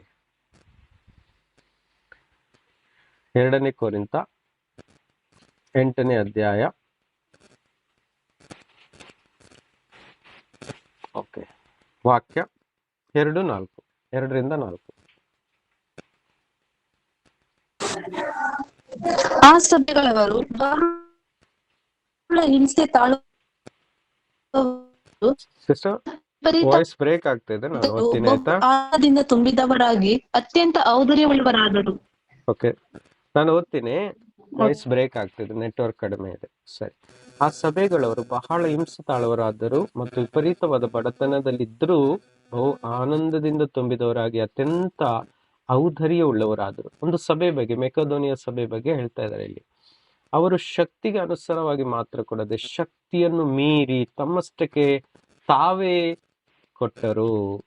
ಇದಕ್ಕೆ ನಾನು ಸಾಕ್ಷಿ ಅಂತ ಪೌಲನು ಹೇಳ್ತಾ ಇದ್ದಾರೆ. ಏನದು ಕೊಟ್ಟದ್ದು? ದೇವ ಜನರಿಗೆ ಸಹಾಯ ಮಾಡುವ ಕೆಲಸದಲ್ಲಿ ತಾವು ಪಾಲುಗಾರರಾಗುವಂತೆ. ನೋಡಿ, ಪ್ರತಿಯೊಬ್ರು ಸಂಪೂರ್ಣವಾಗಿ ತಂದು ಕೊಡ್ಲಿಲ್ಲ ಎಲ್ಲವನ್ನು. ತಮ್ಮ ತಮ್ಮ ಚಿಕ್ಕ ಪುಟ್ಟ ಪಾಲುಗಳನ್ನು ಹಂಚಿಕೊಟ್ಟು ತಾವು ಸಹ ಅದರಲ್ಲಿ ಒಂದು ಪಾಲುಗಾರರಾಗುವಂತೆ ಕೂಡಿಸಿಕೊಟ್ಟರು. ಹೀಗೆ ನಮಗೆ ಅಪ್ಪಣೆ ಆಗ್ಬೇಕು ಅಂತ ಪೌಲನ ಹತ್ರ ಕೇಳಿಕೊಳ್ತಾರೆ. ಸೊ ಇದು ಮೆಕೆದೋನಿಯ ಸಭೆಯಲ್ಲಿ ಕಂಡು ಬಂದಂತ ದೇವರ ಕೃಪೆ. ಇದು ಎಷ್ಟು ಒಳ್ಳೆಯವರಾಗಿದ್ರು ಅವರು. ಆ ಒಳ್ಳೆತನಕ್ಕೆ ದೇವರವರಿಗೆ ಖಂಡಿತ ಆಶೀರ್ವದಿಸಿದ್ದಾರೆ. ತಮ್ಮನ್ನೇ ತಾವು ಒಪ್ಪಿಸಿಕೊಟ್ರು. ನಾವು ನೆನೆಸಿದ ಪ್ರಕಾರವಾಗಿ ಅವರು ಕೊಡದೆ ಮೊದಲು ತಮ್ಮನ್ನೇ ಕರ್ತರಿಗೆ ಒಪ್ಪಿಸಿಕೊಟ್ಟರು. ಆನಂತರ ದೇವರ ಚಿತ್ತಾನುಸಾರವಾಗಿ ನಮಗೂ ತಮ್ಮನ್ನು ಒಪ್ಪಿಸಿದರು.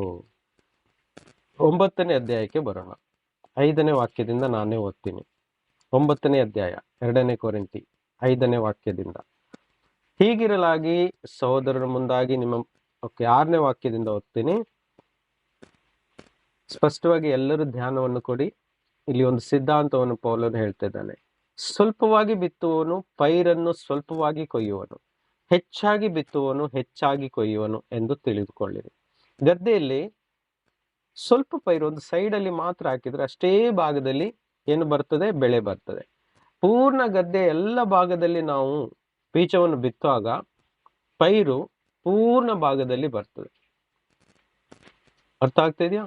ಅದೇ ರೀತಿ ನಮ್ಮ ಜೀವಿತದಲ್ಲಿ ಚಿಕ್ಕ ಅಂಶದಿಂದ ತೊಡಗಿ ನಾವು ದೊಡ್ಡ ಅಂಶದ ಮಟ್ಟಿಗೆ ನಾವು ಹೋಗಿ ಮುಟ್ಟಬಹುದು. ಅರ್ಥ ಆಗ್ತಾ ಇದೆಯಾ? 7ನೇ ವಾಕ್ಯ, ಪ್ರತಿಯೊಬ್ಬನು ತನ್ನ ತನ್ನ ಹೃದಯದಲ್ಲಿ ನಿರ್ಣಯಿಸಿಕೊಂಡ ಪ್ರಕಾರ ಕೊಡಲಿ. ನೋಡಿ, ಹೊಸ ಒಡಂಬಡಿಕೆಯ ಒಂದು ಪ್ರತ್ಯೇಕತೆ ಇದೇ ಆಗಿದೆ. ದೇವರು ಯಾರಿಗೂ ಒತ್ತಾಯವನ್ನು ಕೊಡಲೇ ಇಲ್ಲ. ಹಳೆ ಒಡಂಬಡಿಕೆಯಲ್ಲಿ ಒತ್ತಾಯ ಇತ್ತು, ಕಠಿಣವಾದಂಥ ಸಿದ್ಧಾಂತಗಳಿತ್ತು. ನೀವು ದುಡಿದ ಪ್ರತಿ ಭಾಗದಲ್ಲಿ, ಪ್ರತಿ ಸ್ಯಾಲರಿಯಲ್ಲಿ 100ಕ್ಕೆ 10ರಷ್ಟು ಅಂದ್ರೆ 10ನೇ ಒಂದು ಭಾಗ ಕೊಡಲೇಬೇಕಾದಂಥ ಸಿದ್ಧಾಂತ ಇತ್ತು. ಆದರೆ ಯೇಸು ಸ್ವಾಮಿ ಆ ಸಿದ್ಧಾಂತಗಳನ್ನೆಲ್ಲ ಕ್ರೂಜೆಯ ಮೇಲೆ ಸಂಪೂರ್ಣಗೊಳಿಸಿ ಹೊಸ ಸಿದ್ಧಾಂತಗಳನ್ನು ಕೊಟ್ಟರು. ಏನದು? ಕೊಡಿರಿ, ನಿಮಗೆ ಕೊಡಲ್ಪಡುವುದು. ನೀವು ನಿಮ್ಮ ಹೃದಯದಲ್ಲಿ ನಿರ್ಣಯಿಸಿಕೊಂಡ ಪ್ರಕಾರ ನೀವು ಕೊಡಿರಿ ಅಂತ ಯೇಸು ಕಲಿಸಿದರು. ಅದನ್ನೇ ಪೌಲ ಇಲ್ಲಿ ಹೇಳ್ತಾ ಇದ್ದಾರೆ. ಏನು? ಪ್ರತಿಯೊಬ್ಬನು ತನ್ನ ತನ್ನ ಹೃದಯದಲ್ಲಿ ನಿರ್ಣಯಿಸಿಕೊಂಡ ಪ್ರಕಾರ. ಯೇಸು ಇದನ್ನೇ ಲೂಕ 6:38 ಹೇಳುದು. ಇವತ್ತು ಯಾರಿಗೂ ಯಾವುದೇ ಕಂಡೀಷನ್ ಅನ್ನು ಇಡದೇ ಇರುವುದು ಹೊಸ ಒಡಂಬಡಿಕೆಯ ಕೃಪೆಯಾಗಿದೆ. ಹಾಗಂತ 10ರಲ್ಲಿ 0.5% ಅಂತ ನಾನು ಹೇಳ್ತಾ ಇಲ್ಲ. ಹೊಸ ಒಡಂಬಡಿಕೆಯಲ್ಲಿ ಅದು 20% ಆಗ್ಬೋದು, 30% ಆಗ್ಬೋದು, ತಮ್ಮ ಇಡೀ ಜೀವಿತವನ್ನೇ ಒಪ್ಪಿಸಿಕೊಟ್ಟಿದ್ದಾರೆ. ಪ್ರೇರಿತರ ಕಾರ್ಯದಲ್ಲಿ ನಾವು ನೋಡಬಹುದು, 2ನೇ ಅಧ್ಯಾಯದಲ್ಲಿ ಇವಾಗ ಓದಿದ್ದೇವೆ, ಮನೆಗಳನ್ನು ಸಹ ಮಾರಿ ಬಂದವರು ಕೊಟ್ಟಿದ್ದಾರೆ.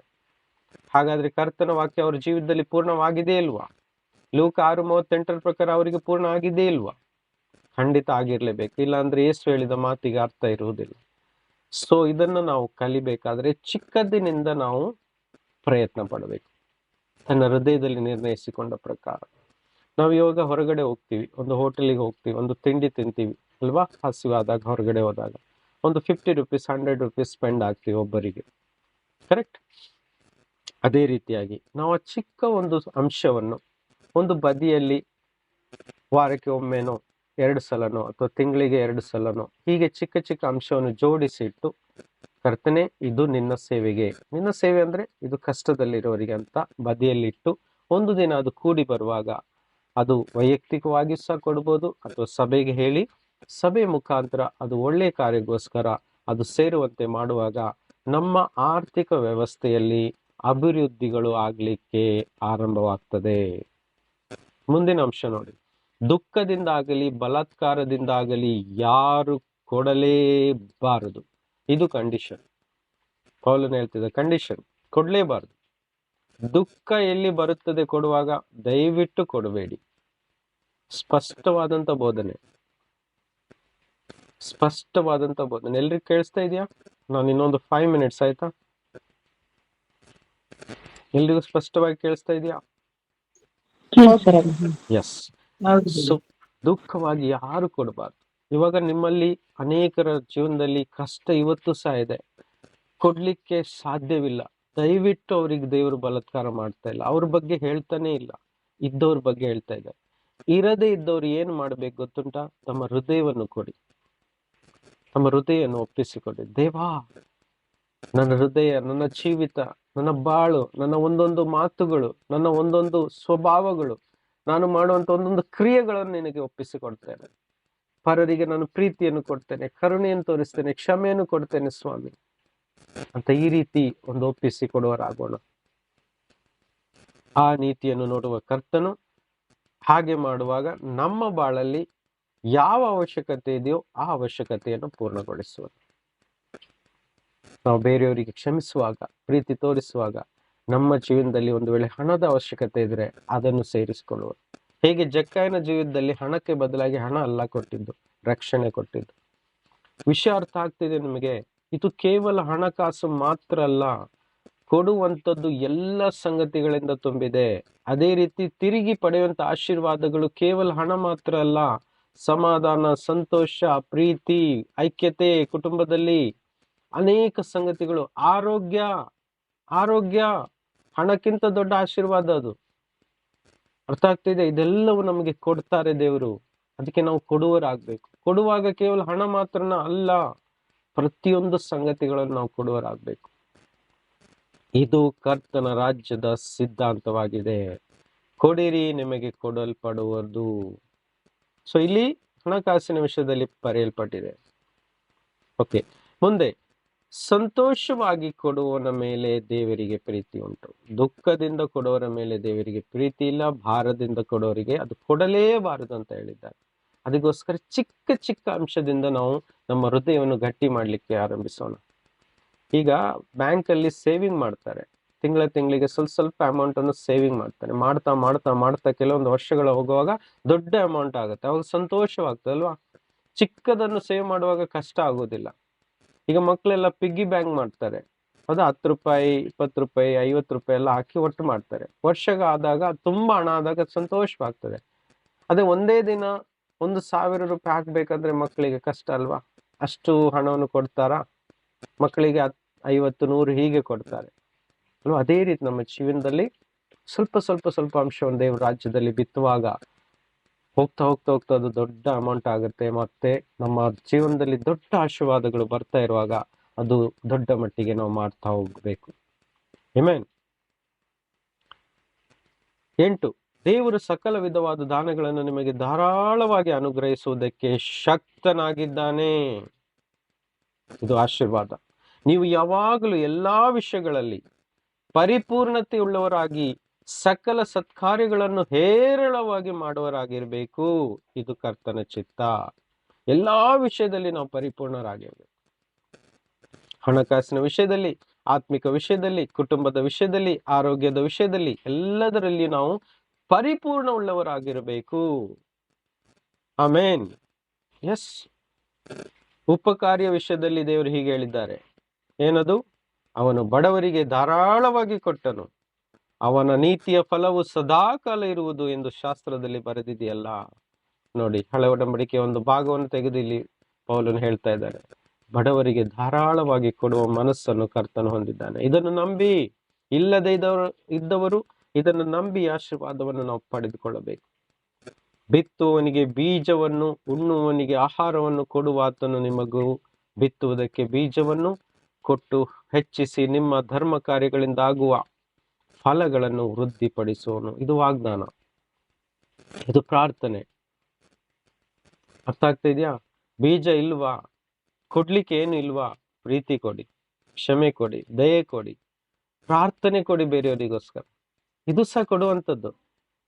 ಬೇರೆಯವ್ರು ನೋಡುವಾಗ ಅವ್ರನ್ನ ನೆನೆಸಿ 1 ನಿಮಿಷ ದೇವ್ರ ಸನ್ನಿಧಿಯಲ್ಲಿದ್ದು, ದೇವರೇ ಈ ವ್ಯಕ್ತಿಗೆ ಈ ಕಷ್ಟ ಇದೆ, ಅವ್ರನ್ನು ಸಹಾಯ ಮಾಡು ತಂದೆ ಅಂತ 2 ನಿಮಿಷ ಪ್ರಾರ್ಥನೆ ಮಾಡಿ ಆ ಪ್ರಾರ್ಥನೆಯ ಸಹಾಯವನ್ನು ಅವರಿಗೆ ಕೊಡುವಾಗ ನಮ್ಮ ಜೀವಿತದಲ್ಲಿಯೂ ಸಹ ಸ್ವಾಮಿ ಸಹಾಯ ಮಾಡ್ತಾರೆ, ಅನುಗ್ರಹಿಸ್ತಾರೆ. ಕೊಡ್ಲಿಕ್ಕೆ ಹಣ ಇಲ್ವಾ? ಬಿತ್ತುವನಿಗೆ ಬೀಜವನ್ನು ಕೊಡುತ್ತಾರೆ. ಇದು ಕೊಡುವವನಿಗೆ ಕೊಡ್ಲಿಕ್ಕೆ ಸಹಾಯ ಮಾಡ್ತಾರೆ. ಉಣ್ಣುವನಿಗೆ ಆಹಾರ ಕೊಡುತ್ತಾರೆ, ಅಂದ್ರೆ ಮನೆಯಲ್ಲಿ ಕಷ್ಟ ಇರುವವರಿಗೆ ಅವರಿಗೆ ಹಣ ಸಹಾಯ ಮಾಡ್ತಾರೆ. ಅರ್ಥ ಆಗ್ತಾ ಇದೆಯಾ? ಬೀಜವನ್ನು ಕೊಟ್ಟು, ಬಿತ್ತುವವನಿಗೆ ಬೀಜವನ್ನು ಕೊಟ್ಟು ಹೆಚ್ಚಿಸಿ ನಿಮ್ಮ ಧರ್ಮ ಕಾರ್ಯಗಳಿಂದ ಆಗುವ ಫಲವನ್ನು ವೃದ್ಧಿಪಡಿಸ್ತಾರೆ. ಹೀಗೆ ನೀವು ಎಲ್ಲಾ ವಿಷಯಗಳಲ್ಲಿ ಐಶ್ವರ್ಯವಂತರಾಗಿದ್ದು ಉದಾರವಾಗಿ, ನೋಡಿ, ಮೊದಲು ಐಶ್ವರ್ಯವಂತರಾಗಬೇಕು ಅಂತ ಪೌಲನು ಪ್ರಾರ್ಥನೆ ಮಾಡ್ತಾ ಇದ್ದಾನೆ. ಎಲ್ಲಾ ವಿಷಯಗಳಲ್ಲಿ ಐಶ್ವರ್ಯವಂತರಾಗಬೇಕು. ಹಣ ಮಾತ್ರ ಅಲ್ಲ, ಪ್ರೀತಿಯಲ್ಲಿ ಐಶ್ವರ್ಯತೆ, ಸಂತೋಷದಲ್ಲಿ, ಸಮಾಧಾನದಲ್ಲಿ, ಕ್ಷಮಿಸುವುದರಲ್ಲಿ, ಹೌದಾ, ಆರೋಗ್ಯದಲ್ಲಿ, ಕುಟುಂಬದಲ್ಲಿ, ಪ್ರತಿಯೊಂದರಲ್ಲಿ ನೀವು ಐಶ್ವರ್ಯವಂತರಾಗಬೇಕು ಮತ್ತು ಉದಾರವಾಗಿ ಕೊಡ ಶಕ್ತರಾಗುವಿರಿ. ಇದಲ್ಲದೆ ನಿಮ್ಮ ದಾನಗಳು ನಮ್ಮ ಕೈಯಿಂದ ಮತ್ತೊಬ್ಬರಿಗೆ ಸೇರಿದಾಗ ದೇವರಿಗೆ ಕೃತಜ್ಞತಾ ಸ್ತುತಿಯನ್ನುಂಟು ಮಾಡುವುದು. ಹೇಗೆಂದರೆ ನೀವು ನಡೆಸುವ ಈ ಧರ್ಮ ಕಾರ್ಯವು ದೇವರ ಜನರ ಕೊರತೆಗಳನ್ನು ನೀಗುವುದು ಮಾತ್ರವಲ್ಲದೆ ಅನೇಕರಿಂದ ದೇವರಿಗೆ ಕೃತಜ್ಞತಾ ಸ್ತುತಿಯನ್ನು ಹುಟ್ಟಿಸುವುದು. ಈ ಸಹಾಯದಿಂದ ತೋರಿ ಬಂದ ನಿಮ್ಮ ಯೋಗ್ಯ ಭಾಗವನ್ನು ಅವರು ನೋಡುವಾಗ ನೀವು ಮಾಡಿದ್ದ ಪ್ರತಿಜ್ಞೆಗೆ ಸರಿಯಾಗಿ ಕ್ರಿಸ್ತನ ಸುವಾರ್ತೆಯನ್ನು ಅನುಸರಿಸದ್ರಿಂದಲೂ ತಮಗೂ ಎಲ್ಲರಿಗೂ ನೀವು ಉದಾರವಾಗಿ ಸಹಾಯ ಮಾಡಿದ್ದರಿಂದಲೂ ದೇವರನ್ನು ಕೊಂಡಾಡುವರು. ಇದಲ್ಲದೆ ನಿಮಗೋಸ್ಕರ ವಿಜ್ಞಾಪನೆ ಮಾಡಿ ದೇವರ ಅತಿಶಯವಾದ ಕೃಪೆಯು ನಿಮ್ಮಲ್ಲಿ ಇರುವುದರಿಂದ ನಿಮ್ಮ ಪರಿಚಿತಿ ಮಾಡಬೇಕೆಂದು ಕೋರುವರು. ಹೀಗೆಂದ್ರೆ ಅರ್ಥ, ನಾವು ಯಾರಿಗೆ ಸಹಾಯ ಮಾಡಿದಾಗ ಅವರು ನಮಗೋಸ್ಕರ ಪ್ರಾರ್ಥನೆ ಮಾಡಿ ದೇವರಿಗೆ ಸ್ತೋತ್ರ ಮಾಡ್ತಾರೆ ನೋಡಿ. ಹಾಗೆ ಅವರು ಸ್ತೋತ್ರ ಮಾಡುವಾಗ ನಮ್ಮ ಜೀವಿತದಲ್ಲಿ ದೇವರ ಧಾರಾಳ ಆಶೀರ್ವಾದಗಳು ಬರುವ. ಯಾರಿಗೆ ಊಟ ಕೊಡುವಾಗ ಅವರು ಸಂತೋಷ ಪಡ್ತಾರೆ, ದೇವರೇ ನಿಮಗೆ ಸ್ತೋತ್ರ, ಕೊಟ್ಟವರಿಗೆ ಆಶೀರ್ವದಿಸುವಂತ ಪ್ರಾರ್ಥನೆ ಮಾಡುವಾಗ ನಮ್ಮ ಜೀವಿತದಲ್ಲಿ ಸಂಪೂರ್ಣವಾಗಿ ದೇವರ ಕೃಪೆ ತುಂಬಿಕೊಳ್ತದೆ. ಅರ್ಥ ಆಗ್ತಾ ಇದೆಯಾ? ಅವರು ಮಾಡೋ ಪ್ರಾರ್ಥನೆ, ಅವರು ಮಾಡೋ ಕೃತಜ್ಞ ಸ್ತುತಿ, ಅವರು ತೃಪ್ತಿ ಹೊಂದುವಾಗ ನಮ್ಮ ಜೀವಿತ ತೃಪ್ತಿ ಆಗ್ತದೆ. Praise the Lord. ಇನ್ನು ವಾಕ್ಯಗಳನ್ನು ತೆಗೆದುವುದಿಲ್ಲ, ನಾನು ಮುಗಿಸ್ತೀನಿ ಇಲ್ಲಿಗೆ. ಎಲ್ಲರೂ ದಯವಿಟ್ಟು ಮನದಲ್ಲಿ ಎಲ್ಲರೂ ಕಣ್ಣುಗಳನ್ನು ಮುಚ್ಚಿಕೊಳ್ಳೋಣ. ಇದ್ದಲ್ಲಿಯೇ ಕಣ್ಣುಗಳನ್ನು ಮುಚ್ಚಿಕೊಳ್ಳೋಣ. ಇವತ್ತು ನಮ್ಮ ಹತ್ರ ಏನು ಇದೆಯೋ ಅದನ್ನೇ ದೇವರಿಗೆ ಒಪ್ಪಿಸಿಕೊಡೋಣ. ಯಾರ ಹತ್ರ ಏನು ಇಲ್ಲವೋ ಅದ್ರ ಬಗ್ಗೆ ಚಿಂತೆ ಮಾಡಬೇಡಿ. ಬಿತ್ತುವನಿಗೆ ಬೀಜ ಇಲ್ಲವೋ ಅವನಿಗೆ ಬೀಜ ಕೊಡ್ತಾರೆ. ಪ್ರಾರ್ಥನೆ ಮಾಡುವ. ಕೊಡ್ಲಿಕ್ಕೆ ಏನಾದ್ರೂ ಇದ್ದರೆ, ಪ್ರೀತಿ ಇದ್ದರೆ ಪ್ರೀತಿ ಕೊಡುವರಾಗೋಣ, ಕ್ಷಮೆ ಕೊಡುವರಾಗೋಣ, ದಯೆ ಕೊಡುವರಾಗೋಣ, ಹೃದಯವನ್ನು ದೇವರಿಗೆ ಒಪ್ಪಿಸಿಕೊಡುವರಾಗೋಣ. ಕರ್ತನೇ, ಈ ಬಾಳು ನಿನಗೋಸ್ಕರ. ಲೋಕದ ಸಂಗತಿಯಿಂದ ದೂರವಾಗೋಣ. ಲೋಕದ ಆಶೆಪಾಶೆಗಳಿಂದ ನಾವು ದೂರರಾಗೋಣ. ದೂರವಾಗಿ ನಮ್ಮನ್ನೇ ಒಪ್ಪಿಸಿಕೊಡುವನ ಕರ್ತನಿಗೆ. ಆತನು ದಯೆಯುಳ್ಳವನು, ಪ್ರೀತಿಯುಳ್ಳವನು, ಆತನು ಶ್ರೀಮಂತವುಳ್ಳ ಆತನು. ಆತನು ಅತಿ ಶ್ರೀಮಂತನು, ಎಲ್ಲಾ ವಿಷಯದಲ್ಲಿ ಶ್ರೀಮಂತನು.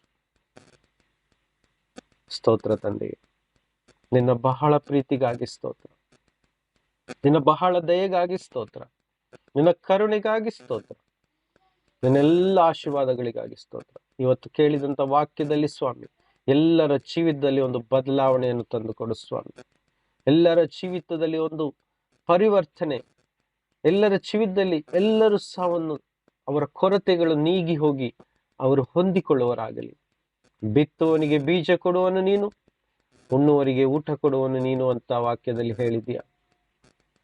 ನೀತಿವಂತರಿಗೂ ಅನೀತಿವಂತರಿಗೂ ಇಬ್ಬರಿಗೂ ಸಹ ಊಟ ಕೊಡುವನು ನೀನಾಗಿದ್ದೀಯ ಸ್ವಾಮಿ. ಇಬ್ಬರ ಜೀವಿತದಲ್ಲಿಯೂ ಮಳೆ ಸುರಿಸುವವನು ನೀನಾಗಿದ್ದೀಯ ಸ್ವಾಮಿ. ಇಬ್ಬರನ್ನು ಆಶೀರ್ವದಿಸುವವನು ನೀನಾಗಿದ್ದೀಯ. ಇವತ್ತು ಈ ಪ್ರಪಂಚದಲ್ಲಿ ನಿನ್ನನ್ನು ಅರಿಯದೇ ಇದ್ದವರು ಸಹ ಇವತ್ತು ಊಟ ಮಾಡ್ತಾರೆ. ಅದು ನಿನ್ನ ಕೃಪೆ ಸ್ವಾಮಿ. ನಿನಗೆ ಧನ್ಯವಾದಗಳನ್ನು ಸಲ್ಲಿಸದ ಇರುವರಿಗೂ ಸಹ ನೀನು ಇವತ್ತು ದಯ ಪಾಲಿಸ್ತಾ ಇದೀಯ. ಅದು ನಿನ್ನ ಪ್ರೀತಿಯಾಗಿದೆ. ಹಾಗಾದ್ರೆ ನಿನ್ನನ್ನು ನಂಬುವರಾದಂತ ನಿನ್ನ ಮಕ್ಕಳಿಗೆ ಇನ್ನೆಷ್ಟು ಅಧಿಕವಾಗಿ ನೀನು ಮಾಡ್ಲಿಕ್ಕೆ ಸಾಧ್ಯ ಸ್ವಾಮಿ. ಇಲ್ಲಿ ಸೇರಿರುವಂತ ನನ್ನ ಎಲ್ಲ ಹಿರಿಯರು, ಸಹೋದರ ಸಹೋದರಿಯರು ಎಲ್ಲರಿಗೂ ನೀನು ಕೃಪೆ ಕೊಡು. ಅವರ ಜೀವಿತದಲ್ಲಿ ನೀನು ಬಹುಗುಣಿತ ಮಾಡು ಸ್ವಾಮಿ. ಆರ್ಥಿಕ ವಿಷಯವಾಗಿ ಅವರನ್ನು ಧಾರಾಳವಾಗಿ ಆಶೀರ್ವದಿಸು. ಪ್ರೀತಿಯನ್ನು ತುಂಬು, ಕುಟುಂಬದಲ್ಲಿ ಐಕ್ಯತೆ ಕೊಡು, ಕ್ಷಮೆ ಕೊಡುವಂತ ಮನಸ್ಸು ಕೊಡು, ತಾಳ್ಮೆ ಕೊಡು ಸ್ವಾಮಿ. ಎಲ್ಲರಿಗೂ ಆರೋಗ್ಯ ಬಲವನ್ನು ಕೊಡು ಸ್ವಾಮಿ. ಎಲ್ಲರ ಆದಾಯದಲ್ಲಿ ವೃದ್ಧಿಯನ್ನು ಕೊಡು ಸ್ವಾಮಿ. ಕೆಲಸ ಕಾರ್ಯದಲ್ಲಿ ಹೆಚ್ಚಳ ಪಡಿಸು ಸ್ವಾಮಿ. ಬಿಸ್ನೆಸ್ ಅಲ್ಲಿ ಹೆಚ್ಚಳ ಪಡಿಸು ಸ್ವಾಮಿ. ಹೌದು ತಂದೆ, ಆತ್ಮಿಕ ಕ್ಷೇತ್ರದಲ್ಲಿ ಆತ್ಮಿಕವಾಗಿ ಇನ್ನಷ್ಟು ನಿನ್ನ ಜ್ಞಾನವನ್ನು ಹೊಂದಿಕೊಂಡು ಬೆಳೆಯುವಂತೆ ಸಹಾಯ ಮಾಡು. ನಂಬಿಕೆಯಲ್ಲಿ ಬಲಪಡಿಸು ಕರ್ತನೆ, ಧೈರ್ಯ ಕೊಡು ಕರ್ತನೆ. ಹೌದು ಸ್ವಾಮಿ, ನಿನ್ನನ್ನೇ ಸಂಪೂರ್ಣವಾಗಿ ನಂಬಿ ಕೊನೆಯವರೆಗೂ ನಂಬಿಕಸ್ಥರಾಗಿರ್ಲಿಕ್ಕೆ ಸಹಾಯ ಮಾಡು. ಎಲ್ಲವೂ ನಿಮ್ಮ ಕರಗಳಲ್ಲಿ ಒಪ್ಪಿಸ್ತೇವೆ. ನಿಮ್ಮ ಚಿತ್ತ ಪರಲೋಕದಲ್ಲಿ ನೆರವೇರುವ ಪ್ರಕಾರ ಇಲ್ಲಿ ಸೇರಿರುವಂತ ಪ್ರತಿಯೊಬ್ಬರ ಜೀವಿತದಲ್ಲಿ, ಅವರ ಕುಟುಂಬದಲ್ಲಿ, ಅವರ ಮನೆಯಲ್ಲಿ, ಅವರ ಭವಿಷ್ಯದಲ್ಲಿ, ಮಕ್ಕಳ ಜೀವಿತದಲ್ಲಿ ನೆರವೇರುವುದಾಗಲಿ. ಸ್ತೋತ್ರ ಕರ್ತನೆ, ಸ್ತೋತ್ರ. ಸಕಲ ಮಹಿಮೆ, ಗೌರವ, ಸ್ತುತಿ, ಸ್ತೋತ್ರ ನಿಮಗೆ ಸಲ್ಲಿಸ್ತೇವೆ. ಯೇಸು ಕ್ರಿಸ್ತ ನಾಮದಲ್ಲಿ ಪ್ರಾರ್ಥಿಸುವರಾಗಿದ್ದೇವೆ. ಆಮೆನ್.